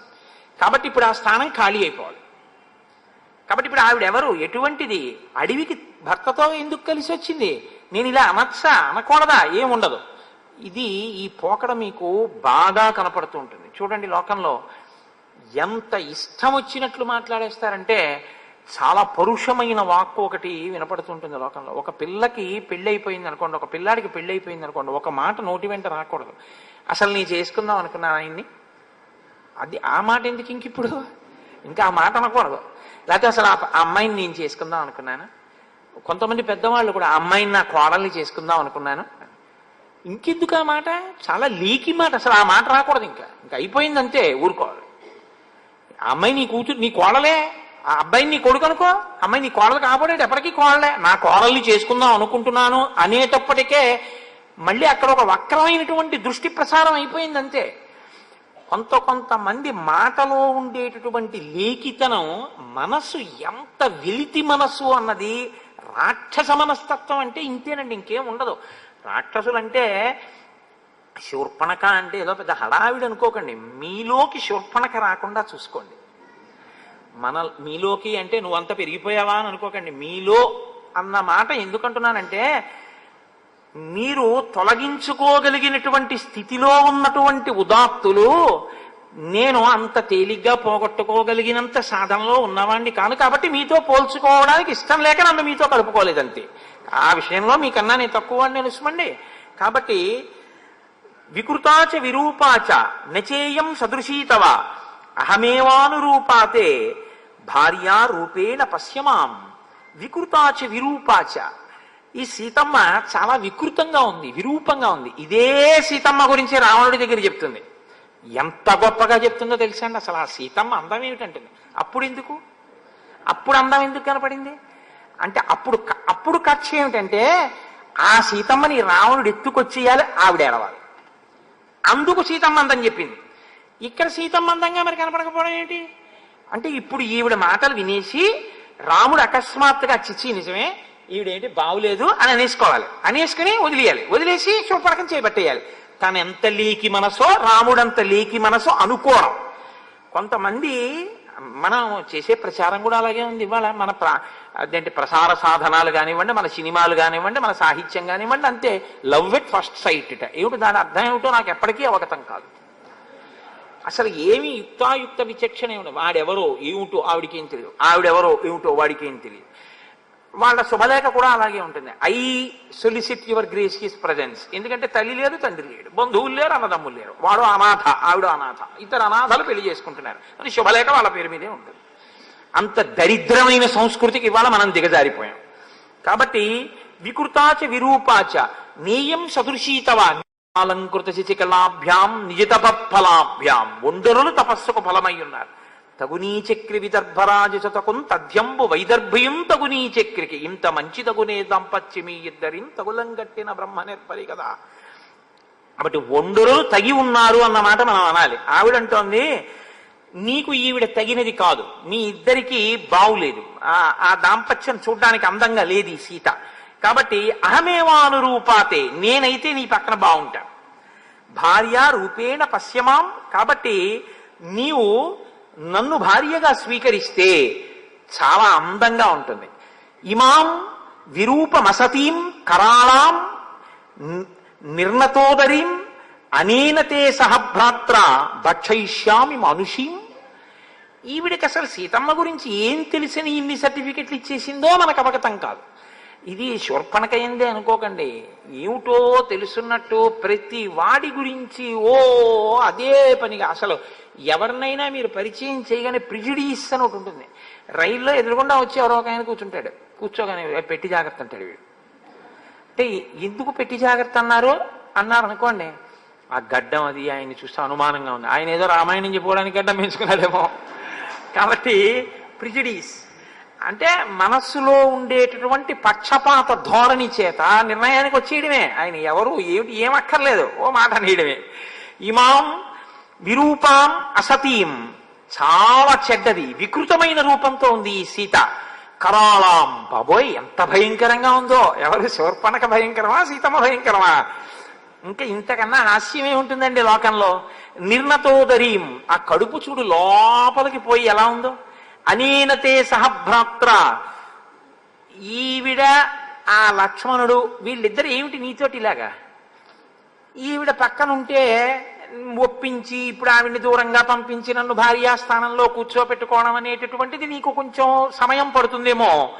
అంత సమయం నేను ఎదురు చూడడానికి సిద్ధంగా లేను. కాబట్టి ఏం చేస్తానంటే ఈ గొడవ వదిలిపోతే నన్ను స్వీకరిద్దాం అనుకుంటున్నాం. ఆ రాముడి చూపులు ఆవిడకి అంతే అర్థమయ్యాయి అనుకోవాలి. రాముడు ఆవిడ ఈ మాటలు చెప్పగానే అసలు ఇలా నోరు ఎళ్లబెట్టేసి నోటి వెంట చొంగ కార్చుకుంటూ, కొంతమంది రైల్లో వెళ్ళిపోతున్నటువంటి ఆడపిల్లల దగ్గర కిటికీల దగ్గర నిలబడి చూసేటటువంటి కీచకులు ఎలా ఉంటారో అలా ఆవిడ అనేసుకుని, రాముడు నా వంక పాపం ఎంతలా చూస్తున్నాడో, నన్ను తొందరగా భారీగా పొందుదాం అనుకుంటున్నాడు, ఈవిడ్ని ఎలా వదులుచుకోవడం అనుకుంటున్నాడు, ఈవిడ్ని వదులుచుకోవడం అనేటటువంటి కష్టం పాపం రాముడికి ఎందుకు పెట్టాలి, అదేదో నేనే తేల్చేస్తే సంతోషంగా నాతో తిరుగుదాం అనుకుంటున్నాడు అని ఈవిడే చెప్పేస్తోంది అంతే తీర్పు. భక్షయిష్యామి మానుషీం, దానికంత పెద్ద నువ్వేం కంగారు పడక్కర్లేదు, నేను తినేస్తాను వీళ్ళిద్దరిని, నేను తినేస్తాను, అప్పుడు నువ్వు నాతో సంసారం చేద్దు, ఆ తర్వాత ఈమె తినేస్తుంది మా కూడా అనుమానం. కాబట్టి తత పర్వత శృంగాని వనాని వివిధాని చ పశ్యన్ సహ మయా కాంత దండకాం విచరిష్యతి. ఆ తర్వాత వీళ్ళిద్దరిని తినేయగానే మన ఇద్దరం ఏం చేయాలో తెలుసా, ఇంకా హనీమూన్ కి బయలుదేరడమే. తత పర్వత శృంగాని, పర్వత శిఖరముల మీద మన ఇద్దరం కలిసి వనాని వివిధాని చ, వివిధమైనటువంటి వనాల్లో పశ్యన్ సహ మయా కాంత, నాతో కలిసి దండకాం విచరిష్యతి, చక్కగా ఈ దండకారణ్యం అంతా మనం విహరిద్దాం. కాబట్టి నేను వీళ్ళిద్దరిని తినేస్తాను. ఇప్పుడు మీరు ఈ మాటల చేత ఏమి తెలుసుకోవలసి ఉంటుందంటే, అసలు ఆవిడ ఇప్పుడు రాముడు ఏం చెప్పినా వినడానికి సిద్ధంగా లేదు. విపరీతమైనటువంటి కామోద్రేకంతో, భావన వ్యగ్రతతో ఉంది. లోకంలో ఆడదాని యొక్క మనస్సుని సముద్రంతో పోలుస్తారు, పురుషుడి యొక్క మనస్సుని పర్వతంతో పోలుస్తారు. ఎందుకంటే క్రూర మృగాలు కానివ్వండి, ఎలకలు కానివ్వండి, పాములు కానివ్వండి, ఎన్ని అందులో చేరినా స్థిరంగా ఆయన నిలబడవలసి ఉంటుంది. సముద్రం బడబాగ్నిని కడుపులో పెట్టుకుంటుంది, పైకి గంభీరంగా ఉంటుంది. ఆడది ఎంత కష్టం ఉండనివ్వండి, పైకి సంసారంలో భర్తని వీధిలో పడేయకుండా లాక్కొస్తుంది సంసారాన్ని. వజ్రాలు కూడా కడుపులోనే ఉంటాయి, కానీ ఆవిడ మాత్రం ఎప్పుడూ పైకి గంభీరంగానే ఉంటుంది. అలా ఇప్పుడు ఈ ఆడదానితో నోర్మోయ్ ఏమిటి మాట్లాడినాడు అనుకోండి, ఇంత భావన వ్యగ్రత ఎటువైపుకు వెడుతుందో, వెళ్ళి ఇది ఏ స్థితిని తీసుకొస్తుందో. ఒక ఆడదానితో అంత పరుషంగా మాట్లాడడం ఎందుకు? మహర్షి చెప్తున్నారుగా, సమీపే స్త్రీజనస్యచ. ఆడది పక్కనున్నప్పుడు ఆడదానితో మాట్లాడేటప్పుడు రాముడు బహుధా జాగ్రత్తగా ఉంటాడు. ఇది ఆయన దృష్టికోణం. కాబట్టి ఇప్పుడు ఈవిడ్ని ఏమిటా తప్పుడు మాటలు అనొక మాట అంటే ఈవిడ మనసు ఎలా విరుగుతుందో, దానివల్ల ఎటువంటి పరిణామాలు వస్తాయో భయానికి కాదు. కోరి కోరి ఎందుకు ఒక ఆడదాంతో అంత కఠినంగా ప్రవర్తించాలి? కాబట్టి కొంచెం హాస్యరసాన్ని మేళవించి, చిచి వీళ్ళు లొంగే మనుషులు కారు, వీళ్ళు ఇలాంటి వాళ్ళు వదిలిపారాయి అనేటటువంటి భావన ఆవిడ ఎందే మనం కల్పిస్తే బాగుంటుంది అని రామచంద్రమూర్తి అనుకున్నారు. అందుకని ఆయన అన్నారు, స్వచ్ఛయా శ్లక్షణయా వాచ స్మితపూర్వ మథాబ్రవీత్. ఆయన మహర్షి చెప్పేటప్పుడే చెప్తున్నారు, స్వచ్ఛయ, పరిశుద్ధమైనటువంటి వాక్కు. ఆ వాక్కులో అవతల వారిని ఖేద పెట్టాలి అన్న ఉద్దేశం లేదు. అవతల వాళ్లతో విరసం ఎక్కువైన సరసమాడాలనేటటువంటి హృదయం ఉన్నవాడు కాడు. ఆయన హృదయం ఏమిటంటే ఆవిడ మనసు గాయపడకుండా పంపించేద్దాం. అందుకని ఇప్పుడు మృదువైన మాట, స్వచ్ఛమైనటువంటి మాట, స్మితపూర్వ మథాబ్రవీత్, ఒక చిన్న చిరునవ్వుతో ఆయన మాట్లాడారు. ఆయన అన్నారు, కృతదారోస్మి భవతి భార్యేయం దయితా మమ త్వద్విధానాం తు నారీణాం సుదుఃఖ ససపత్నత. ససపత్నత అంటే పక్కన వేరొక భార్యతో పురుషుడు ఉంటే ఆడది సంతోషించదు. ఒక్క భార్య ఉంటే ఆ భార్య పొందేటటువంటి ఆనందంతో పోల్చినప్పుడు వేరొక భార్యని కూడా పురుషుడు పొందితే ఆడదానికి ఎప్పుడూ మనశ్శాంతి ఉండదు. నేను కృతదారోస్మి భవతి, నేను భార్యని కలిగి ఉన్నవాణ్ణి, ఈమె యందు మనసున్నవాణ్ణి, ఈమె యందు నేను ప్రీతి కలిగి ఉన్నవాణ్ణి. కాబట్టి ఇప్పుడు నిన్ను నేను స్వీకరిస్తే నువ్వు నా వలన పొందేటటువంటి సుఖం కన్నా దుఃఖం ఎక్కువగా ఉంటుంది. ఎందుకంటే పక్కన సపత్ని ఇంకొక భార్య ఉంటుంది. ఆ భార్య ఉండగా మనసు కొంచెం ఖేదం పొందుతుంది. సౌందర్యలహరిలో శంకరాచార్యులు వారంతటి వారు కూడా చమత్కారం చేశారు. నవరసాలు చెప్తూ, శివే శృంగారార్ద్ర తదితర జనే కుత్సనపరా సరోషా గంగాయాం అన్నారు. గంగ పట్ల రోషంతో ఉంది అమ్మవారు, ఎందుకంటే సపత్ని అన్న భావన చేత అని. అందుకని నాకు భార్య ఉంది కాబట్టి నువ్వు అంత సంతోషాన్ని పొందవు. నా భార్యగా నువ్వు ఉండాలి అన్న కోరిక కన్నా, అదిగో అక్కడ ఉన్నాడు చూసావా లక్ష్మణస్వామి, అపూర్వీ భార్యయా చార్ధీ తరుణ ప్రియదర్శన అనురూపస్యతే భర్త రూపస్యాస్య భవిష్యతి అని ఆయన చెప్తూ ఒక మాట అన్నాడు. ఆయన అసపత్నావరారోహే మేరుం అర్క ప్రభాయధ. ఆయన్ని నువ్వు ఎలా పొందుతావంటే మేరు పర్వతాన్ని సూర్యుని యొక్క తేజస్సు, ఆయన యొక్క ప్రకాశం పొందినట్లు పొందు. అంటే సూర్యప్రకాశం వెనక్కే వచ్చేస్తుంది మేరు పర్వతం మీద పడి. ఆ లక్ష్మణుడు ఉన్నాడే భార్య లేనివాడు, ఇతపూర్వం భార్యా సుఖాన్ని పొంది ఉన్నవాడు. కాబట్టి ఆయన నిన్ను భార్యగా దగ్గరుంచుకోవడానికి ఇష్టపడడానికి బహుశः అభ్యంతరం ఉండదు. కాబట్టి అతన్ని ఆశ్రయిస్తే ఈ సపత్ని గొడవ నీకు ఉండదు. పక్కన ఇంకో భార్య ఉండడం అన్న గొడవ ఉండదు. హాయిగా నువ్వు ఒక్కతిగా ఆయనకు భార్యగా ఉంటూ సంతోషంగా కాలం గడపచ్చు. అందుకని నువ్వు ఆయన్ని ఆశ్రయిస్తే బాగుంటుంది అని. అంటే ఆవిడకి మీరు ఒకటి ఆలోచించండి, ఆవిడ మనసు ఎంత లీకిదో చూడండి. ఆయన్ని కాకపోతే ఆయన తమ్ముడిని. అంటే ఇది ఎలా ఉంటుందంటే, కాస్త ఉప్మా చేసి పడే గబగబా వెళ్ళిపోవాలన్నాడు అనుకోండి. గోధుమ రవ్వ లేదండి, మీరు అయ్యో ఇలా అనలేదు, ఇంట్లో బొంబాయి రవ్వ లేదండి, పోన్లే ఏదో ఉన్నా మైదా పిండితో అట్టుముక్క పోసేయి. అట్టుముక్క పోసేసినా పర్వాలేదు, లేకపోతే ఉప్మా చేసి పెట్టేసినా పర్వాలేదు, దానికి తప్పేం లేదు. ఏదో ఒకటి తిని ఆయన వెళ్ళిపోదాం అనుకుంటున్నాడు. రుచికి లొంగడం కాదు, కార్యం మీద వెళ్ళడం ప్రధానం. దానికి పనికొస్తుందేమో కానీ కామం తీర్చుకోవడానికి అన్నయ్య అయినా పర్వాలేదు, తమ్ముడైనా పర్వాలేదు అంటే ఇది ఎంత అసహ్యకరమైనటువంటి విషయం. అంతకన్నా దానికి వ్యాఖ్యానం అనవసరం. ఇప్పుడు ఆవిడ వెంటనే లక్ష్మణుడి దగ్గరికి వెళ్ళిపోయింది. వెళ్ళిపోతే లక్ష్మణుడు చూసి అన్నాడు, ఇలా ఇద్దరు చిచి మూర్ఖులు, వీళ్ళకి అసలు ఒక ఆడదాన్ని అంగీకరించడమే చేత కాని వాళ్ళని అది ఆవిడ వెళ్ళిపోతుంది. మనని మనసులో ఒకలాగా నింద చేసుకుని వెళ్ళిపోయినా ఆడదాన్నంతకన్నా మనం బాధ పెట్టకుండా పంపించేస్తే గొడవ వదిలిపోతుంది, మన ధర్మం చెరకుండా ఉంటుందన్నది రాముడి యొక్క హృదయం. కాబట్టి ఆయన లక్ష్మణుడి దగ్గరికి పంపాడు. ఆవిడ లక్ష్మణుడి దగ్గరికి వెళ్ళి మళ్ళీ ఇదే అడిగింది, నన్ను భర్తగా స్వీకరించు.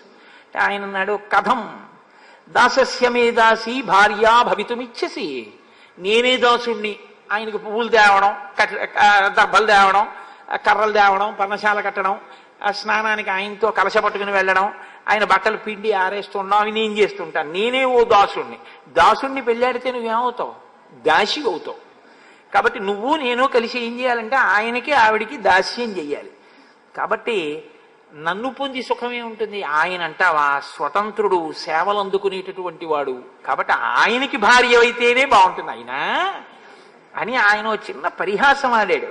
ఆయన అన్నాడు, ఆర్యస్యత్వం విశాలాక్షి భార్యాభవయ వీయసి. నీలాంటి అందగత్త భార్యగా వస్తాను అంటే ఆ నరకాంతను చూసి ఎవడు మాత్రం భార్యగా ఉంచుకుందాం అనుకుంటాడు? నీ మీద మోజు పడ్డవు. ఏనాం విరూపామ సతీం, ఆమె అదిగో సీతమ్మ ముందు చూసావా విరూపంగా ఉంటుంది, చెడ్డది. కరాళాం, ఆవిడన్న మాటలే భయంకరమైనటువంటిది. నిర్ణతోదరి, కడుపు లోపలికి పోయింది. శూర్పణకన్న మాటలేగా. నీ దృష్టిలో ఆవిడ అలా ఉందని లక్ష్మణమూర్తి అంటారా సీతమ్మని. కాబట్టి భార్యాం వృద్ధాం పరిత్యజ్య, ఆవిడ వృద్ధురాలు అయిపోయింది, అందుకని వదిలిపెట్టారు. ఆవిడ వృద్ధురాలు అయితే ఆవిడ చేసుకున్నవాడు వృద్ధుడు అవడేంటి, ముందే వృద్ధుడు అవుతాడు. అసలు లోకంలో అనకూడని మాట ఏంటంటే, తాతగారు మీకు పిల్లని చూస్తామంటే, తాతగారు మీరు పెళ్లి చేసుకోండి అన్నాడు అందనుకోండి మనవరాలు, ఇప్పుడు నాకు పిల్లనిచ్చేవాడు ఎవడరా అంటే ఆ తాతగారి పళ్ళు ఏమైనా మిగిలితే ఊడగొట్టేయాలి. నోర్మూయి ఇప్పుడు నాకు పెళ్ళి ఏమిటి అనాలి, అంతేగాని నాకు ఇంకా పిల్లనిచ్చేవాడు ఎవడరా అంటే అంటే ఎవడన్నా ఇస్తే చేసుకుంటావు ఇప్పుడు. కాబట్టి ఆయన లక్ష్మణమూర్తి ఆవిడ కోణంలోనే చెప్తున్నారు, నువ్వు ఇలా కదా అనుకుంటున్నావు, అప్పుడు రాముడు నిన్నెందుకు స్వీకరించారనుకుంటున్నావు. కాబట్టి ఆవిడ వృద్ధురాలు అయిపోయింది. ఆవిడ వృద్ధురాలు అయితే రాముడు వృద్ధుడు అవడం ఏమిటి, ఆవిడకన్నా పెద్ద ఆయన ముందే వృద్ధుడై కూర్చుని ఉంటుంటాడు. కాబట్టి భార్యాం వృద్ధాం పరిత్యజ్య త్వమేనైష భజిష్యతి, నిన్ను స్వీకరిస్తాడు, సంతోషంగా ఉండొచ్చు. కాబట్టి త్వమేవైష భజిష్యతి, కాబట్టి నిన్ను స్వీకరిస్తాడు, సంతోషంగా నువ్వు రాముడి దగ్గరికి వెళ్ళు అంటే ఆవిడకున్న పెద్ద లోపం ఏమిటి అన్నది దిద్దబడలేదు వీళ్ళ మాటల వల్ల. అంటే ఒక్కొక్కసారి చూడండి, ఇన్క్యూరబుల్ డిసీజ్ అంటాడు డాక్టర్ గారు. నా దగ్గర ఉన్న మందులన్నీ వాడేశానండి, ఇంజక్షన్లన్నీ చేసేసాము, ఈ వ్యాధి లొంగట్లేదు, ఈ వ్యాధే మందుల్ని లొంగ తీసేసుకుంటారు. కాబట్టి ఇప్పుడు ఇంకా ఈయన బతుకుతాడు అని చెప్పడం కష్టం అంటారు. బియాండ్ అవర్ హ్యాండ్స్ అంటుంటారు. ఎందుకు అంటే ఇంకా ఆయన దగ్గర ఉన్న మందులకే ఆ రోగం లొంగలేదు అని గుర్తు. అలా వీళ్ళిద్దరూ ఈ పరిహాసాన్ని ప్రయోగిస్తే ఆవిడ వెళ్ళిపోతుంది అనేటటువంటి లక్ష్యం నెరవేరలేదు. ఎలా నెరవేరలేదు? అంతర్లీనంగా వాళ్ళు ఏ పరిహాసాన్ని వాడుకున్నారో ఆ పరిహాసము దేని కొరకు వాడబడిందో దాని కొరకు ఆవిడ స్వీకరించలేదు. ఆవిడ దాన్ని యథాతథంగానే తీసుకుంది. లక్ష్మణుణ్ణి పొందంటున్నాడని, లక్ష్మణుడు రాముణ్ణి పొందమంటున్నాడని, అంటే వీళ్ళిద్దరూ పొందడానికి సిద్ధమే. ఆయన కంటే భార్య లేదు, కానీ అక్కడికి ఆవిడ ఉండడానికి ఇష్టం లేదంటే దాసిగా ఉండడం ఆవిడకి ఇష్టం లేదు, ఆవిడకు భోగమే కావాలి. అందుకని రాముడి దగ్గరికే వచ్చేయాలి ఇప్పుడు. అంటే రాముడు కూడా ఇష్టపడుతున్నాడు, ఈయన చెప్తున్నాడు, కానీ ఈవిడే అడ్డొస్తోందన్నట్టుగానే అర్థమైంది ఆవిడకి. పరిహాసం అర్థం కాక మన్యతే తద్వచస్తభ్యం పరిహాస విచక్షణ. ఆవిడికి అసలు ఆ పరిహాసము అనేటటువంటిది ఎందుకు ప్రయోగించారన్న దాని తాత్పర్యము అర్థము కాలేదు. కాబట్టి ఆమె రాముడి దగ్గరికి వెళ్ళింది. మళ్ళీ సీతమ్మతో కూర్చుని పర్ణశాలలో ఆయన మాట్లాడుతున్నాడు. ఒక్కసారి ఆ వెళ్ళడం మహోల్కా రోహిణీమివా, రోహిణీ నక్షత్రం మీద పడుతున్నటువంటి ఉల్క ఎలా పడిపోతుందో అలా పడిపోయి రామా, ఈమె నీ భార్యాస్థానంలో కుదరదు, ఇక్కడ ఉండడానికి వీల్లేదు, ఈమెని నేను తినేస్తాను, నీకు నేను భార్యనైపోతానని అమాంతం వెళ్ళి సీతమ్మ మీద పడిపోతే హడిలిపోయింది సీతమ్మ. వెంటనే రాముడు ఒక్కసారి హుంకారం చేశాడు. ఆ హుంకారానికి ఒక్క క్షణం ఆగింది. వెంటనే రాముడు లక్ష్మణుడి వంక తిరిగి అన్నాడు, క్రూరైరన అనార్యై సౌమిత్రే పరిహాస కదంచన. ఈమె చాలా క్రూరురాలు, అనార్యమైనటువంటి మనిషి. ఇటువంటి ఆవిడితో పరిహాసం కుదిరేటట్టుగా లేదు. ఇటువంటి ఆవిడితో ఎక్కువ పరిహాసం మంచిది కాదు కూడా. నా కార్య తస్య వైదేహీం కథంచిత్ సౌమ్య జీవతీం. కొంచెం నేను కానీ జాగరూకుడనై ఉండి ఉండకపోతే సీతమ్మ బతికుండేది కాదేమో. అమాంతం కొరికి తినేస్తుంది కూడా. కాబట్టి ఇమాం విరూపాం అసతీం, ఈమెని ఇటువంటి చెడ్డ మనిషిని విరూపం చేసేసాయి. ఎందుకంటే ఈమె నేను మంచి స్వరూపిణి అన్న భావనతో కామోద్రిక్తయ్యి ప్రవర్తించకూడని రీతిలో ప్రవర్తిస్తోంది. కాబట్టి విరూపం చెయ్యి, అప్పుడు ఇటువంటి భావనలు పోతాయి. చంపడం ఇష్టం లేక ఆడదాన్ని సాధ్యమైనంత అవకాశం ఇచ్చే ప్రయత్నం రామచంద్రమూర్తి చేస్తున్నారు. కాదు కాదు, ఒక నరుడిగా అలా ప్రవర్తించినట్లు కనపడుతూ అవతార ప్రయోజనాన్ని కూడా సిద్ధింపచేస్తుంటారు. లేకపోతే తాటకని సుబాహుని చంపినటువంటి వారు మారీచుణ్ణి విడిచిపెట్టడం కూడా రామావతార ప్రయోజనం సిద్ధింపచేసుకోవడానికి మార్గమే అయింది. కాబట్టి ఇమాం విరూపమసతీం అతిమత్తాం మహోదరీం రాక్షసీం పురుషవ్యాఘ్ర విరూపయితుమర్హసి. ఈమెని వెంటనే నువ్వు విరూపని చెయ్యి అనేటప్పటికీ చిచ్ఛేద కర్ణనాశం మహాబల. అక్కడే ఉన్నటువంటి ఖడ్గాన్ని తీసి లక్ష్మణమూర్తి ఆమె యొక్క ముక్కు చెవులు కోసేశాడు. ముక్కు చెవులు కోసేస్తే చాలా విరూపంగా ఉంటారు కదండి. చెవులు అనేటటువంటివి ఏదో కళ్ళజోడు పెట్టుకోవడానికి బాగుండేవిలా ఉంటాయి అనిపిస్తుందేమో. కానీ నేను ఒకసారి రైల్లో వెళ్తున్నప్పుడు నేను నిద్రపోతుండగా లోయర్ బెర్త్లో ఉండగా పక్క బెర్త్లోకి ఎవరో రాత్రి వేళ ఏదో జాయినింగ్ ఎట్ సో స్టేషన్స్ ఉంటారు కదా, వచ్చి పడుకున్నారు. అయిపోయిందా, దుప్పటి కప్పారు, పడుకోబెట్టారు. ఆ మర్నాడు నేను ఉదయం నిద్ర లేచి మొహం గడుపుని కూర్చున్నాను. సికింద్రాబాద్లో దిగిపోవాలి. సికింద్రాబాద్ అంటే ఎంతసేపు పడుతుంది గోదావరి ఎక్స్ప్రెస్. ఆ రోజుల్లో గౌతమి లేదు. ఆయన ఈ పడుకున్న అయినటువంటి ముఖం నుంచి బట్ట కిందకి జారిపోయింది. నాకు 2 రోజులు భోజనం సహించలే. కారణం ఏంటంటే ఆయన ఏ అగ్ని ప్రమాదానికి లోనయ్యాడో నాకు తెలియదు, కానీ ఆయన కనుగుడ్లు, ముక్కు, చెవులు అన్నీ కాలిపోయాయి. కాలిపోవడంలో ఈ ముక్కుకు బదులు 2 కన్నాలు మాత్రమే కనపడుతున్నాయి. ఈ చెవులు తీసేసి వీటి బదులు ఇక్కడ 2 కన్నాలు కనపడుతున్నాయి. నాకు విరూపం పొందడం, ముక్కు చెవులు కొయ్యడం అంటే ఎంత వికృతంగా ఉంటారో, ఎంత ఇక వెళ్ళి ఎవరి దగ్గర నేను అందగత్తెనని చెప్పుకోకుండా ఉండడానికి లక్ష్మణుడు విరూపవతిని ఎందుకు చెయ్యవలసి వచ్చిందో, ఎందుకు ముక్కు చెవులు కోశాడో అప్పుడు అర్థమైంది. ఆ ముక్కు చెవులు పోతే అంత విరూపాన్ని పొందుతారు, కానీ ప్రాణం మాత్రం పోదు. ఏదో వైటల్ ఆర్గాన్ని తీసేసినట్టుగా మాత్రం కాదు. ఎందుకంటే ముక్కు కోసేసినంత మాత్రాన ఊపిరాడకపోదు, చెవులు తీసేసినంత మాత్రాన వినపడవలసినవి వినపడకుండా ఉండవు. ఇక నుంచి కనీసం ఆవిడ ఈ మాట అనకూడదు, జాగ్రత్తగా వినాలి, జాగ్రత్తగా చూస్తూ ఉండాలి, జాగ్రత్తగా వాసనలు గ్రహిస్తూ ఉండాలి. తప్ప ఇష్టం వచ్చినట్టు ప్రధాన ప్రయోజనం ఒక్కటే స్పష్టంగా రాముడు చెప్తున్నాడు, విరూపను చెయ్యి, చంపమని చెప్పలేదు. ఇక ఎప్పుడూ ఇటువంటి కామోద్రేకం పొందకూడదు, ఈవిడ ఎవరినీ బాధ పెట్టకూడదు. కాబట్టి వెంటనే లక్ష్మణమూర్తి ఆ ముక్కు చెవులు కోసేశారు. ఇప్పుడు ఆవిడ పెద్ద కేక వేసుకుంటూ, పెద్ద గర్జన చేసుకుంటూ ఆ కారిపోతున్నటువంటి నెత్తుటితోటి కరుడు అనబడేటటువంటి ఆవిడ సోదరుడి దగ్గరికి వెళ్ళి పడిపోయింది. అక్కడే జనస్థానంలో ఆయన 14,000 మంది రాక్షసులతోటి ఉంటున్నాడు. ఆ కరుడు ఆయన దగ్గర ఉండేటటువంటి సేనాధిపతులు త్రిశిరసుడు అనబడేటటువంటి ఆయన 3 తలకాయలతో ఉంటాడు. దూషణుడు అనబడేటటువంటి ఒక సేనాధిపతి, 14,000 సైన్యం. వీళ్లతో కరుడు ఆ జనస్థానంలో ఉంటున్నాడు. ఈ కరుడు విశ్రవసో బ్రహ్మయందు పాక అనబడేటటువంటి ఒక రాక్షసాంగన ఎందు జన్మించినవాడు. అందుచేత శూర్పణఖకి సోదరుడయ్యాడు అని మహాభారతంలో ఉంది. కాబట్టి తనకి సోదరుడవుతాడు కరుడు. ఇప్పుడు ఆ కరుడు దగ్గరికి వెళ్ళి పడిపోయింది ఆవిడ. పడిపోతే ఆయన అన్నాడు, ఏమీ ఎవరికీ అపకారం చేయకుండా పడుకున్నటువంటి నల్లత్రాసు యొక్క తోక ముట్టుకున్నవాడెవడు, కోరి కోరి ప్రాణముల మీదకి ఉపద్రవం తెచ్చుకున్నవాడెవడు, జనస్థానంలో నేను ఇంతమంది రాక్షసులతో ఉండగా నీ ముక్కు చెవులు కోసి నిన్ను విరూపని చేసిన వాడెవరు, నాకు చెప్పవలసింది. ఆవిడికి ఇంకా ఎంత కామ ఉండిపోయిందంటే రామలక్ష్మణుల మీద. ఆవిడంది, తరుణౌ రూపసంపన్నౌ సుకుమారౌ మహాబలౌ పుండరీక విశాలాక్షౌ చీర కృష్ణాజినాంబరౌ ఫలమూలాశనౌ దాంతౌ తాపసౌ ధర్మచారిణౌ పుత్రౌ దశరథస్యాస్తం భ్రాతరౌ రామలక్ష్మణౌ.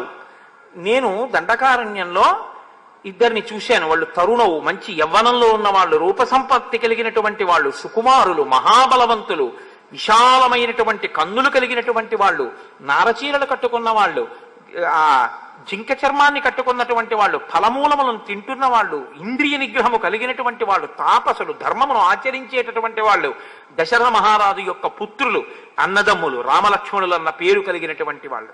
వాళ్ళ మధ్యలో ఒక ఆడదుంది. జరిగిన వృత్తాంతాన్ని జరిగినట్టు చెప్పదు. ఇప్పుడు ఏది రాముడు జరగకూడదనుకున్నాడో అదే జరిగింది. ఆడదాని పగ కింద తిరిగింది రామాయణం. నేను మీతో మనవి చేసింది ఇదే. శ్రీరామాయణం ఎక్కడ మీరు అయిపోతుంది అనుకుంటారో అక్కడ ఒక ఆడదొచ్చి రామాయణాన్ని కొనసాగిస్తుంది. ఎప్పుడో అయోధ్యకాండలో అయిపోవలసిన రామాయణాన్ని మందరా ప్రవేశంతో పెరిగింది. మళ్ళీ ఇక్కడ అయిపోతోందని అగస్త్యుడే ఒప్పుకున్నాడు. అయిపోయిందయా, మీ నాన్నగారు అడిగిన వరం ప్రకారం 14 ఏళ్ళు పూర్తి అయిపోవచ్చే, ఇంకో ఏడాది దగ్గర ఉంది. శూర్పణకొచ్చి కథని పొడిగిస్తోంది. ఎదర సీతమ్మ తల్లి ఉరి వేసుకుందాం అనుకుంటే త్రిజట పొడిగిస్తుంది. రావణాసురుడు కత్తెత్తితే ధాన్యమాలిని పొడిగిస్తుంది. ఇలా రామాయణం ఎక్కడ అయిపోతోందనుకుంటే అక్కడ ఒక స్త్రీ పాత్ర వచ్చి దాన్ని ఇంకా ముందుకి కొనసాగింపచేస్తూ ఉంటుంది. కాబట్టి ఆవిడ రామలక్ష్మణుల గురించి చెప్పినది సత్యం. నేను రామలక్ష్మణుల్ని కామించాను, కానీ రాముడు తన భార్య అయిన సీత యందు అనురక్తి కలిగిన వాడు కాబట్టి నన్ను అంగీకరించలేదు. వాళ్ళిద్దరూ నన్ను అంగీకరించకపోతే నేను సీతమ్మని తినిపోయాను. అప్పుడు లక్ష్మణుణ్ణి పిలిచి నన్ను విరూపని చేయమన్నాడని కొనసాగించాలి ఇప్పుడు కథాభాగాన్ని. అలా కొనసాగిస్తే ఆవిడ హృదయం చాలా మంచిదైంది అని గుర్తు కదండి. సత్యం కదా మాట్లాడుతుంది ఆవిడ. అలా ఎలా మాట్లాడుతుంది? ఇప్పుడు ఎక్కడ మెలిక తిప్పాలో అక్కడ తిప్పుతుంది కథని. అంటే తనది తప్పు లేదు, వాళ్ళదే తప్పన్నట్టు మాట్లాడుతుంది. కరుడన్నవాడి యొక్క రాక్షసత్వం ఏమిటో తెలుసా అండి? తన చెల్లెలు ఎంత గొప్పదో ఆయనకి తెలుసు, కానీ పైన అలా మాట్లాడుతున్నావే, తాపసవు అంటున్నావే, కందమూలములు తిన్నవాళ్ళు అంటున్నావే, దాంతవు జితేంద్రియులు అంటున్నావే, అలాంటి వాళ్ళు నీ ముక్కు చెవులు ఎందుకు కోశారు? కేవలం ఒక చిన్న కారణానికి కోసేస్తారా అని విచారణ చేసే ప్రయత్నం ఆయన చేయడు. తలుచుకున్నప్పుడే తాత పెళ్ళి అంటారే, అటువంటి వాళ్ళకి ఏమిటంటే అవకాశం దొరికితే చాలు వెళ్ళి మీద పడిపోవడం ఎవరి మీద. ఇప్పుడు ఆవిడంది, తరుణీ రూపసంపన్న సర్వాభరణ భూషిత దృష్టా తత్ర మయా నారీ తయోర్మధ్యే సుమధ్యమ తాభ్యాం ఉభాభ్యాం సంభూయ ప్రమదాం అధికృత్యతాం ఇమాం అవస్థాం నీతాహం యథా అనాథా సతీ తథా. ఆమె వాళ్ళ మధ్యలో ఒక కాంత ఉంది, చాలా అందగత్తె. ఇప్పుడు ఎలా అందగత్తెగా కనపడుతోంది అంటే, తనకి అనుకూలంగా కథని ఎప్పుడు మార్చుకుందామనుకుంటే అప్పుడు ఆవిడ ఎవరిని ఫణంగా పెట్టిందంటే సీతమ్మనే ఫణంగా పెట్టి మాట్లాడింది. ఒక ఆడదాని కక్ష ఎవరి వైపుకి తిరిగిందంటే ఆడదాని వైపుకే తిరిగింది. ఎందుకని అంటే ఆ స్థానం భర్తీ అయి ఉండడమే తను ఆ స్థానాన్ని ఆక్రమించలేకపోవడానికి కారణం.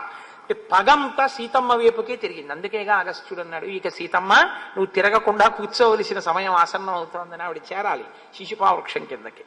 కాబట్టి అనాథని ఎలా అవమానిస్తారో అలా నేను ఆమె జోలికి వెడితే, అంటే మనం రాక్షసులం కాబట్టి అందంగా కనపడినటువంటి దాన్ని తినడం వాళ్ళకి ఇష్టం. మన లోకంలో ఎలా ఉంటుందంటే అక్కడ యాపిల్ పండు, ఓ కమలా పండు, ఓ బత్తాయి పండు, ఓ ద్రాక్ష పళ్ళ గుత్తి ఉన్నాయనుకోండి, మీకు అవసరం ఉన్నా లేకపోయినా మంచి గులాబీ రంగులో పొటమరించినట్టుగా ద్రాక్ష పళ్ళు, ఇంతంత కమలా పళ్ళు, ఇంతంత మామిడి పళ్ళు ఉన్నాయనుకోండి. మామిడి పండు అప్పటికప్పుడు తినడం కష్టం, దానికి ఏదో పళ్ళె ఉండాలి, పక్కకి వెళ్ళాలి, దాన్ని తినాలి, చేతులు నిండా పడుతుంది, కడుక్కోవాలి. అదే ద్రాక్ష పండు అనుకోండి, ఇలా నోట్లో పడిసుకోవడం తేలిక. కాబట్టి ఆ ముగ్గురులో నువ్వు సీతనే ఎందుకు తిందాం అనుకున్నావు ముందు? ఓ ద్రాక్ష పండు అంత నదరగా ఉంది కాబట్టి నేను సీతమ్మని తినడం కోసమని వెళ్ళాను, సీతమ్మ జోలికి వెళ్ళాను. వాళ్ళిద్దరు ఏం చేశారో తెలుసా? ఆ పాటి దానికి ఇలా కోసేశారు ముక్కు చెవులు, విరూపం చేసేశారు.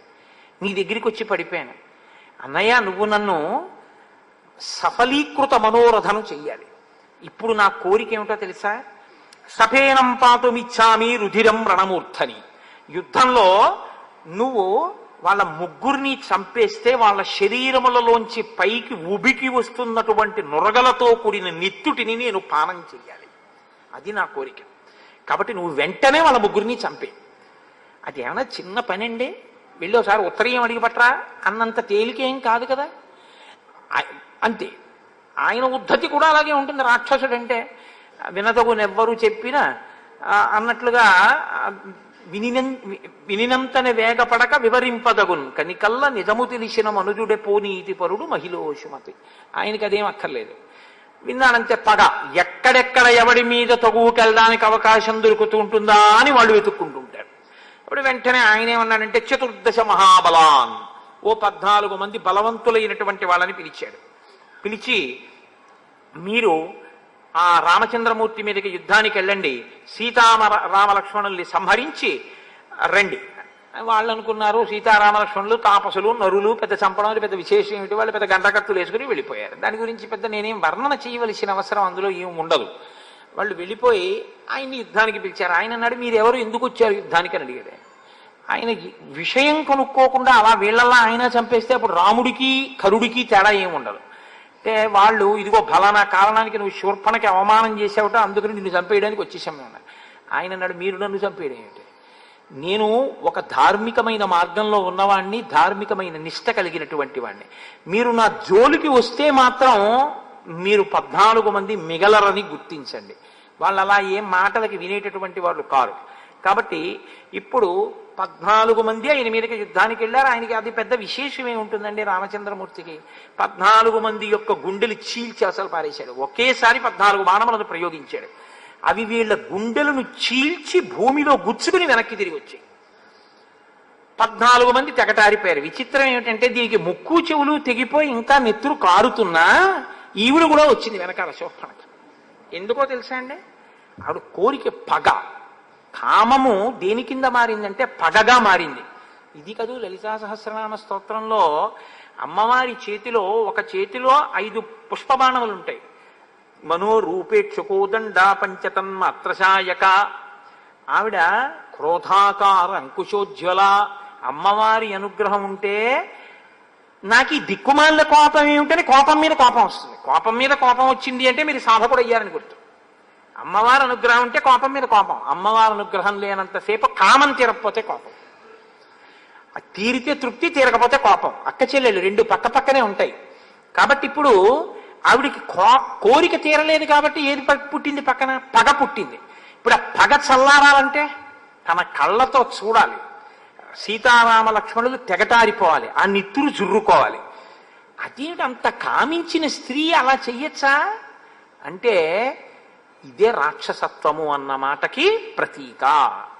నాకు దక్కకపోతే యాసిడ్ పోసేస్తా అన్నాడు అనుకోండి, ఎప్పుడో రామాయణం అని మీరు అనుకోవద్దు. ఇప్పటికీ శూర్పణక బతికే ఉంది ఆయన యందు అని గుర్తు. తనకి దక్కకపోతే నెత్తురు తాగేస్తాడంతే, చంపేస్తాడు అవతల వాళ్ళని. అంటే ఎంత రాక్షసత్వమో చూడండి. తనకే దక్కాలి, దక్కకపోతే నెత్తురే తాగుతాను. అందుకు వచ్చింది ఆవిడ వెనకాతల. కానీ ఇప్పుడు ఆవిడ అనుకోని పరిణామం ఏమిటంటే 14 మంది చచ్చిపోవడం. ఇప్పుడు మళ్ళీ కాబట్టి ఏం చేసింది, మళ్ళీ పరిగెత్తుకుంటూ కరుడి దగ్గరికి పోయి ఆ కరుడితో మళ్ళీ మొరబెట్టుకుంది. 14 మందిని కనురెప్పపాటులో కొట్టేశాడు. నువ్వేమిటనుకుంటున్నావు, మహావీరుణ్ణి అనుకుంటున్నావా? దండకారణ్యంలో ఋషులందరినీ రక్షిస్తానంటున్నాడు. ఉగ్రమూర్తి, మహానుభావుడు. తెగటార్చేస్తాడు. 14 మంది పనికి రాకుండా పోయారు రాముడి ముందు.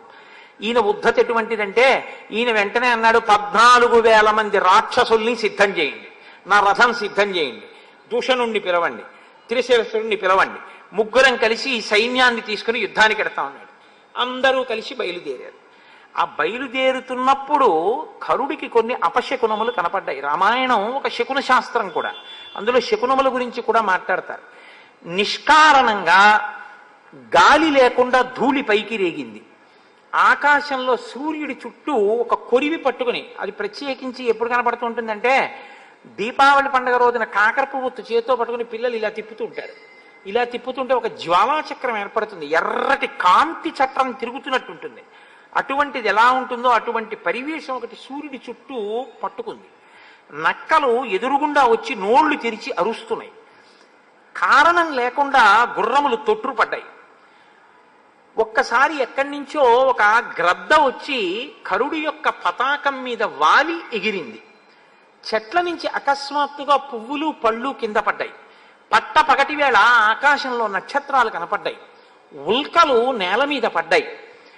సూర్యుడు అకస్మాత్తుగా మేఘాలలోకి వెళ్ళిపోయి బాగా చీకటి ఆవరించింది. ఇన్ని జరిగితే దుర్నిమిత్తములని తాను ససైన్యంగా మరణిస్తానని కరుడు తెలుసుకున్నాడు. కానీ మూర్ఖత్వం అన్న మాటకు అర్థం ఏమిటో తెలుసా అండి? శాస్త్ర ప్రమాణమును వెంటనే తన యొక్క పౌరుషంతో నెగ్గగలననేటటువంటి అతిశయము చేత ధిక్కరించడం. ఈ శకునాలన్నీ కనబడితే మాత్రం నాకేమిటి, సీతారామ లక్ష్మణుల్ని సంహరించకుండా నేను వెనక్కి రాను, ఈ శకునాలు నన్నించేస్తాయి, కాబట్టి బయలుదేరండి అన్నాడు. ఇప్పుడు 14,000 మంది యుద్ధానికి బయలుదేరుతుంటే ఎక్కడ లేనటువంటి పెద్ద కోలాహలం ధ్వని బయలుదేరే. ఇంత పెద్ద ధ్వని బయలుదేరితే రామచంద్రమూర్తి కూడా తన పర్ణశాలలోంచి విన్నారు.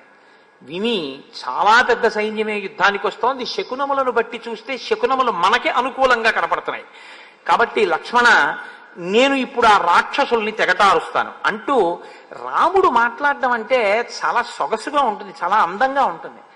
లక్ష్మణుడి యొక్క కోరిక ఎప్పుడు ఎలా ఉంటుందంటే, అన్నగారికి కష్టం వచ్చింది అంటే అన్నగారు ఆ కష్టాన్ని పొందకూడదు, అన్నగారి కన్నా తానే ఆ కష్టాన్ని పొందాలి, అన్నగారు సుఖపడాలనేటటువంటి మనస్తత్వం ఉన్నవాడు.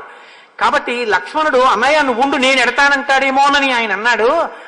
ప్రతికూలితుమిచ్చామి నహివాక్యమిదం త్వయా శాపితో మమ పాదాభ్యాం గమ్యతాం వత్సమాచిరం. నా పాదముల మీద బొట్టి పెట్టి చెప్తున్నాను లక్ష్మణ, ఇంకా నువ్వు ఈ విషయంలో మాట్లాడద్దు, నువ్వు సీతమ్మని తీసుకుని దూరంగా ఏదైనా గుహలోకి వెళ్ళిపో, ఎవరికీ కనపడకుండా, నేను వీళ్లతో యుద్ధం చేస్తాను అంటే. ఇలా చెప్తే లక్ష్మణుడి మనసు ఖేదపడి, అంటే నేను యుద్ధం చేయలేనని అన్న యుద్ధం చేస్తున్నాడేమో అనుకుంటాడేమోనని. ఇది ఎదుటివారి యొక్క హృదయం గురించి తాపత్రయపడడం అన్నది ఎప్పుడు ఉంటుందంటే ప్రేమ అన్న మాటకు అర్థం అది. అవతల వాళ్ళని నొప్పించకుండా మాట్లాడగలగాలి. అంత ఆతృతలో కూడా ఆయన మాట అలా ఉంటుంది, అంత సొబగుగా ఉంటుంది. ఆయన అన్నాడు, తంహి శూరశ్చ బలవాన్ హన్యా హేతాన్ న సంశయ. నువ్వు చాలా బలవంతుడివి, నువ్వే చంపేయగలవా సైన్యాన్నంతటిని లక్ష్మణ, అందుకొరకు కాదు, స్వయంతో హంతుమిచ్చామి, నేనే చంపాలి అని అనుకుంటున్నాను ఇవాళ, అందుకని సర్వనేవ నిశాచరాన్ వచ్చినటువంటి రాక్షసులందరినీ నేను చంపుతాను, కాబట్టి నువ్వు వెంటనే వదిన్ని తీసుకుని గుహలోకి వెళ్ళిపో అంటే. ప్రవేశింపరానటువంటి ఒక గుహలోకి సీతమ్మ తల్లిని తీసుకుని లక్ష్మణమూర్తి వెళ్ళిపోయాడు. ఇప్పుడు రాముడు యుద్ధానికి సిద్ధపడుతున్నాడు. దేవతలు, ఋషులు, సిద్ధులు అందరూ పరుగు పరుగున వచ్చారట. ఎందుకని ఒక గొప్ప సన్నివేశం. 14 సహస్రాణి రక్షసాం భీమకర్మణాం ఏకశ్చరామౌ ధర్మాత్మ కథం యుద్ధం భవిష్యతి. 14,000 మంది అధర్మాత్ములైన వాళ్ళు ఒక పక్క, ధర్మాత్ముడైన రాముడు ఒక పక్క. యుద్ధంలో కూడా ధర్మం తప్పనివాడు ఆయన, యుద్ధంలో కూడా వక్ర మార్గాల్లో వెళ్ళేవాళ్ళు వాళ్ళు. 14,000 మంది అటు, ఒక్కడు ఇటు. వాళ్ళు వేసే ఆయుధాల నుంచి తనను తాను రక్షించుకుంటాడా, వాళ్ళని తాను నిగ్రహిస్తాడా? అసలు వాళ్ళు వచ్చి మీద పడకుండా, యుద్ధం ఎందుకంటే 14,000 మంది మీద పడిపోతే చాలు. 14,000 మందిని ఒకడే నిగ్రహించాలి. నిగ్రహిస్తాడా? ఇది చూడవలసిన విషయం. నిగ్రహించగలడు, వాళ్ళకి తెలుసు. కానీ అసలు ఆ అందం ఏమిటో చూడాలా, యుద్ధం ఏమిటో చూడాలి. ఇవాళ అందరూ వచ్చి ఆకాశంలో నిలబడ్డారట. మహర్షి అంటారు, చాలా గొప్ప మాట వాల్మీకి మహర్షి, ఆయన రచనకి నేను కితాబులు ఇవ్వడమా? అటువంటి రచన చేత మనం పవిత్రులం కావడమే తప్ప గంగాజలలవ కణికా పీత అని శంకరాచార్యులు వారు చెప్పినట్టు వాల్మీకి రామాయణంలో ఒక్క శ్లోకమైన చదువుకుని జీవితాన్ని తరింప చేసుకోవడమే. బభూవ రూపం క్రుద్ధస్య రుద్రస్యేవ పినాకినః. పినాకము అంటే పాతి జగదిది పినాకం అని దానికి వ్యుత్పత్తి. అది లోకాన్ని రక్షించేది, కేవలం లయం చేసేది కాదు. నేను మీకు ఇందాక మనవి చేశాను కూడా ఆ పినాకం గురించి. ఆయన లోకరక్షణకు కూడా దాన్ని పట్టుకుంటాడు. ఆ పినాకం అనేటటువంటి ధనస్సు పట్టుకున్నటువంటి పరమేశ్వరుడు లోకాల్ని లయం చేసినప్పుడు నిలబడిన రూపం ఘోర రూపంగా ఎలా ఉంటుందో అంటే ఆ రూపాన్ని చూడడం ఎవరికి శక్యం కాదు. అంత భీకరమైనటువంటి స్థితిలో ఉంటుంది ఆ రూపం. అందుకే మీరు బాగా గుర్తుపెట్టుకోండి, సనాతన ధర్మంలో కష్టపెట్టేవాడు సుఖపెట్టేవాడు అని ఇద్దరు ఉండరు. ఒకడు భయపెట్టేవాడు, కాబట్టి ఇప్పుడు ఆ భయపెట్టేవాడి నుంచి పారిపోతే ఒకడు రక్షించేవాడు ఒకడు ఉంటాడు. వీడు భయపెట్టడానికే ఉంటాడు, వాడు రక్షించేవాడు ఉంటాడు అని ఇద్దరు ఉండరు. భయకృత్ భయనాశన. ఎవడు భయపెడతాడో వాడే భయాన్ని పోగొడతాడు, ఎవడు కష్టాన్ని ఇస్తాడో వాడే కష్టాన్ని తొలగిస్తాడు. కష్టం ఇవ్వడానికి, సుఖం ఇవ్వడానికి, కష్ట సుఖాతీతమైన జ్ఞానం ఇవ్వడానికి, జ్ఞానమిచ్చి మోక్షం ఇవ్వడానికి ఒక్కడే ఉంటాడు తప్ప ఇంకొకడు ఉండడు సనాతన ధర్మంలో. ఆ ఒక్కడే ఉంటాడు. ఆ ఒక్కడు అనేకంగా కనపడుతుంటాడు అంతే. కాబట్టి ఇప్పుడు ఎవరికి అది ఘోర రూపం? ఘోర రూపం ఎవరికంటే ఎదురుగుండా వచ్చేటటువంటి 14,000 మందికైన దుర్నిరీక్షుడు. అది వాల్మీకి మహర్షి యొక్క హృదయం. అక్కడ అది రుద్రస్వరూపం. ఆ స్వరూపం యొక్క తేజస్సు ముందు వాళ్ళు మడిసిపోవలసిందే. అగ్నిహోత్రంలో పడేటటువంటి మిడతల దండి ఎలా పడిపోతుందో అలా పడిపోతారు తప్ప రుద్ర తేజస్సు ముందు నిలబడడం అనేటటువంటిది ఇక సాధ్యం కాదు. అది లయం చేసేస్తుంది, పడగొట్టేస్తుంది. కాబట్టి ఇప్పుడు రుద్రుడు క్రుద్ధుడై పినాకం పట్టుకుని నిలబడితే ఎలా ఉంటాడో అలా ఉన్నాడు. ఇప్పుడు అలా ఉన్నాడు కాబట్టి అటువంటి స్వరూపమే మనం చూస్తే మనకి కూడా అలాగే భయం వేస్తుందా?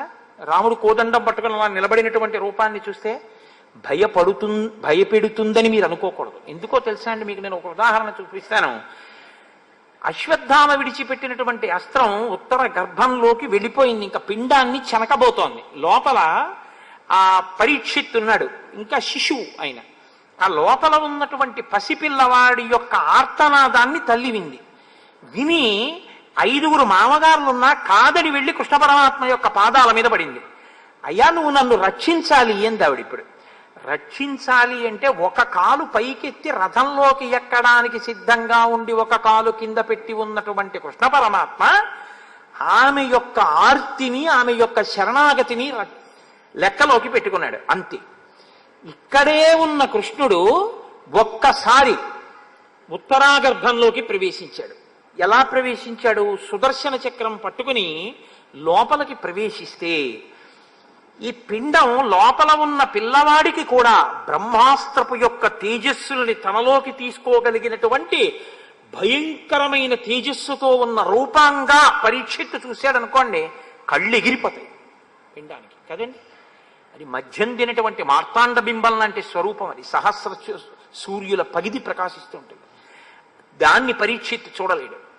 పరీక్షిత్తు చూసిన రూపం పరమ ప్రసన్నమైనటువంటి రూపం. అది సశంఖ చక్రం, సకిరీట కుండలం, సపీత వస్త్రం, సరసీరుహేక్షణం, సహార వక్షస్థల శోభికౌస్తుభం, నమామి విష్ణుం శిరసా చతుర్భుజం. అటువంటి స్వరూపం పరీక్షిత్తు కనపడుతోంది. అబ్బా ఎంత బాగున్నాడో, ఎంత బాగున్నాడో, ఆ పీతాంబరం ఏమిటో, ఎంతందమో అని పరీక్షిత్తు చూస్తున్నాడు. అతివేపుకున్న మూర్తి, మాకు తూర్పుగోదావరిలో ర్యాలీ అని ఒక క్షేత్రం ఉంది. ఆ ర్యాలీలో ఒకవైపు కేశవుడు ఉంటాడు, ఒకవైపు మోహిని ఉంటుంది వెనక్కి. అలా అటువైపుకి ఉన్న మూర్తి బ్రహ్మాస్త్రము యొక్క తేజస్సుల్ని తనలోకి తీసేసుకోగలిగినటువంటి రుద్రస్వరూపంతో ఆ మూర్తి ఉంది. ఆ మూర్తి బ్రహ్మ తేజస్సుని తీసుకుంది.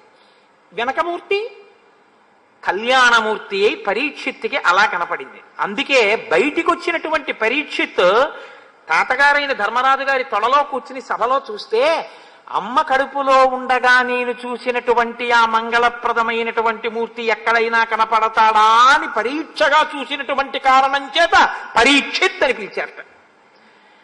ఏకకాలమనందు ఘోర అఘోర రూపములతో ఈశ్వరుడు ఉంటాడు. అఘోరేభ్యో దఘోరేభ్యో ఘోర ఘోరధరేభ్య అని మనం దేంటి పరమశివుడి దగ్గర పూజ చేస్తే మంత్రపుష్పంలో మాట చెప్తూ ఉంటాం ఆ పంచమంత్ర పఠనం చేసేటప్పుడు.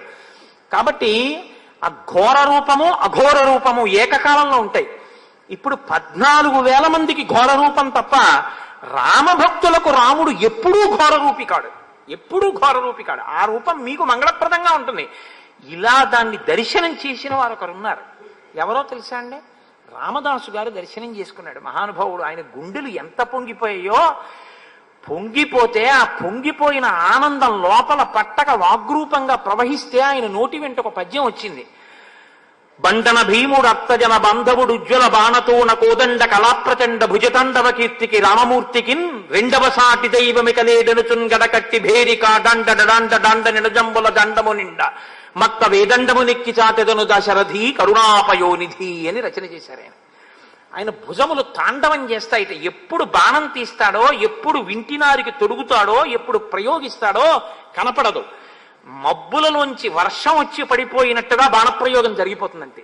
బండన భీముడు ఆర్తజన బాంధవుడు. ఎవడు ఆశ్రయించాడో వాడికి ఆయన ఆర్తజన బాంధవుడు. బండన భీముడు అర్తజన బాంధవుడు.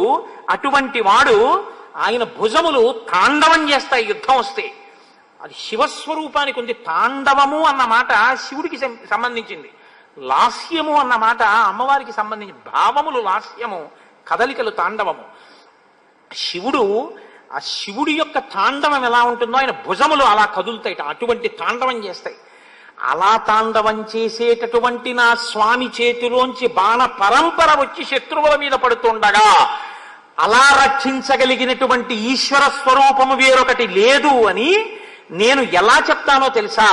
బండన భీముడత్తజన బంధవుడు ఉజ్వల బాణతోన కోదండ కళాప్రచండ భుజతాండవ కీర్తికి రామమూర్తికిన్ రెండవ సాటి దైవమిక లేడనుచున్ గడకట్టి భేరి కాదండ డడాండ డాండ నినదంబుల జండము నిండ మత్త వేదండము నిక్కి చాటదను దశరథి కరుణాపయోనిధి.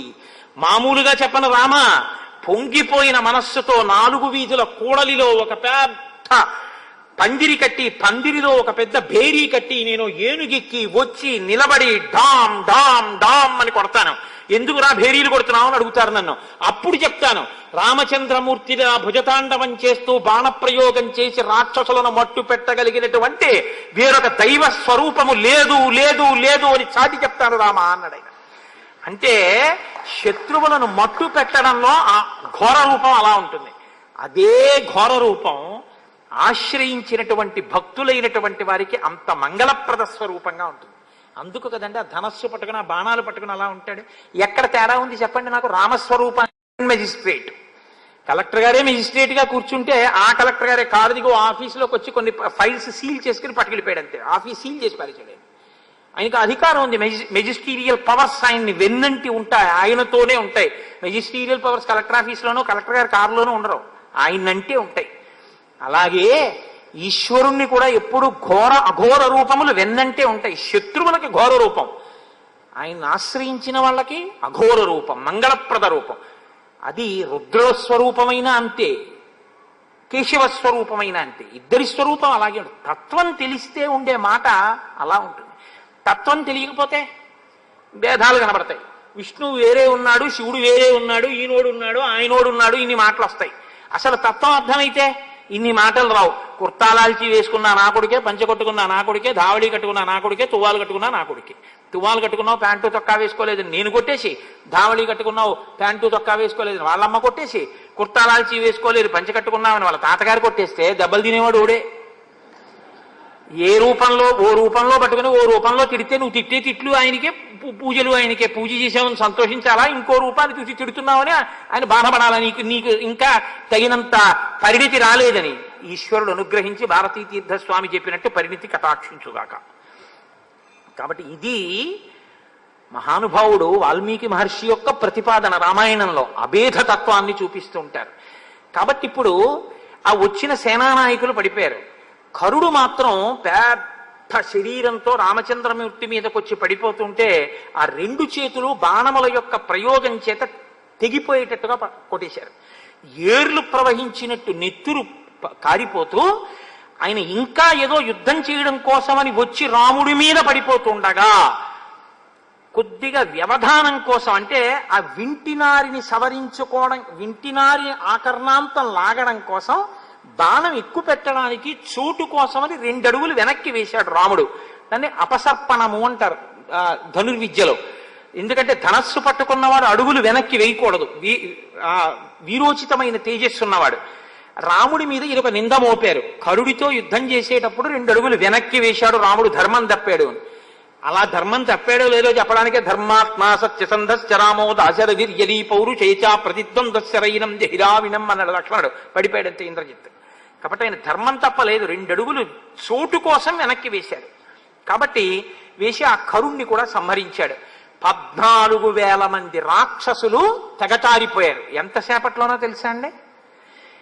ఏనుగుల యొక్క కుంభస్థలాలు, చీల్చివేయబడినటువంటి గుర్రాల యొక్క శరీరాలు, తెగిపోయినటువంటి తలకాయలు, ఊడిపోయిన కాళ్ళు చేతులు, గుండెల్లో గుచ్చుకున్న బాణాలతో నెత్తుటి ప్రవాహంలో 14,000 మంది నేలబడిపోయి ఉన్నారు భగ్నమైన రథాలతో. ఎంతసేపట్లో కొట్టాడో తెలుసా అండి? 14,000 మందిని 1 గంట 12 నిమిషాల్లో కొట్టాడు. ఇది రామచంద్రమూర్తి యొక్క వీరోచిత కార్యం. అంటే ఆయన బాహుబలం అంటే అంత గొప్పది. 1 గంట 12 నిమిషాల్లో 14,000 మందిని చంపితే పైన నిలబడిన వాళ్ళందరూ పొంగిపోయారు. మధ్యలో ఒక్కసారి కరుడు మాత్రం ఆయన ధనస్సు ఎరగొట్టగలిగాడు. వెంటనే విష్ణు చాపాన్ని తీసుకుని చేతపట్టి సంహారం చేశారు. అగస్త్యుడు కావలసినవన్నీ గురువుల యొక్క అనుగ్రహం ఉంటే, గురువులు త్రికాలవేదులు, ఎక్కడికి వెళ్ళినా వాడికి వచ్చే ఉపద్రవాన్ని నుంచి తప్పుకోవడానికి కావలసినటువంటి సంభారములను గురువు సమకూర్చి పంపిస్తాడు. కాబట్టి అగస్త్యుడు అన్ని సిద్ధం చేసే పంపించారు. కాబట్టి ఇప్పుడు అలా ఒంటికి దెబ్బలు తగిలి నెత్తురు ఓడుతోందిట రామచంద్రమూర్తి శరీరం. మరి వాళ్ళు కూడా కొంత బాణప్రయోగం చేస్తారు కదండి. 14,000 మంది ప్రయోగించిన ఆయుధములను ఆకాశంలోనే విరగొట్టారు ఆయన, అసలు వచ్చి మీద పడకుండా. అయినా కొన్ని బాణాలు వచ్చి ఆయన తగిలేయి. ఆయన కవచాన్ని కూడా బదలగొట్టాడు కరుడు. కాబట్టి ఇప్పుడు ఆయన ఒంట్లోంచి నెత్తురు కారుతోంది. వీరపత్నికి అదొక సంతోషం. తన భర్త అంత గొప్ప యుద్ధం చేసి ఇంత విజయాన్ని సాధిస్తే అటువంటి శరీరంతో ఉండగా వచ్చి భార్య ప్రియమార కౌగిలించుకుంటుందిట. గుహలోంచి చూస్తోంది సీతమ్మ తల్లి. 14,000 మంది ఒక పక్క, తన భర్త ఒక్కడు ఒక పక్క. 14,000 మంది మడిసిపోయిన తరువాత పరుగున వచ్చిందిట గుహలోంచి. తతస్తుతం రాక్షస సంఘమర్దనం సభాజ్యమానం ముదితైర్మహర్షిభిః పునః పరిష్వజ్య శశి ప్రభానన బభూవ హృష్టా జనకాత్మజా తదా. ఆ జనకాత్మజ అయినటువంటి సీతమ్మ ఎంతో సంతోషంతో పునః మళ్ళీ రామచంద్రమూర్తిని బిగియార కౌగిలించుకుందిట. నా భర్త ఇంత కార్యాన్ని సాధించాడని. ఆ కౌగిలించుకున్నటువంటి భార్య చేత సంతోషాన్ని పొందినటువంటి రాముని యొక్క ఆ వీర్యాన్ని పరాక్రమం చేత సంతోషించిన సీతమ్మ ఒండొరలు ఆనందంగా ఉన్నటువంటి ఈ సంఘటన తర్వాత వచ్చేటటువంటి మండోదరి దగ్గర రావణ ప్రసంగాన్ని ఇవాళ చెయ్యకుండా వాళ్ళని అలా సంతోషంగా ఉంచుతూ ఇవాళ ప్రసంగాన్ని పూర్తి చేస్తాను. రేపు మళ్ళీ 6:30 పునఃప్రారంభం చేద్దాం. రోజు మిమ్మల్ని లేట్ అవర్స్ ఎందుకు, అప్పుడప్పుడు తొందరగా వదిలిపెడతాను. ఒక్క 11 మాటలు మనం రామనామాన్ని చెప్పుకుని బయలుదేరదాం. ఇవాళ హరిప్రసాద్ గారు చాలా ముఖ్యమైన విషయాన్ని ప్రస్తావన చేయబోతున్నారు. అందుకని మీరు కాసిన వారికెల్లను కొంగు బంగారు రామనామము రమ్యమైనది రామనామము. నీవు నేనను భేదమేమియు లేకయున్నది రామనామము రమ్యమైనది రామనామము. గోచరంబగు జగము లోపల గోప్యమైనది రామనామము రమ్యమైనది రామనామము. భక్తితో భజించు వారికి ముక్తి నొసగును రామనామము రమ్యమైనది రామనామము. సకల జీవులలోన వెలిగే సాక్షిభూతము రామనామము రమ్యమైనది రామనామము. యుద్ధమందు మహోగ్ర రాక్షస యాగధంసము రామనామము రమ్యమైనది రామనామము. రాకడయు పోకడయు లేనిది రమ్యమైనది రామనామము రమ్యమైనది రామనామము. మనసు స్థిరముగా నిలపగలిగెడి మంత్రరాజము రామనామము రమ్యమైనది రామనామము. పసితనంబున అభ్యసించిన పట్టుబడు శ్రీరామనామము రమ్యమైనది రామనామము. పాలు మీగడ పంచదారల పక్వమే శ్రీరామనామము రమ్యమైనది రామనామము. వెంట తిరిగడి వారికెల్లను కంటి పాపే రామనామము రమ్యమైనది రామనామము. బ్రహ్మపుత్ర నామము రమ్యమైనది రామనామము. మంగళంబగు భక్తితో పాడిన శుభకరంబగు శ్రీరామనామము రమ్యమైనది రామనామము.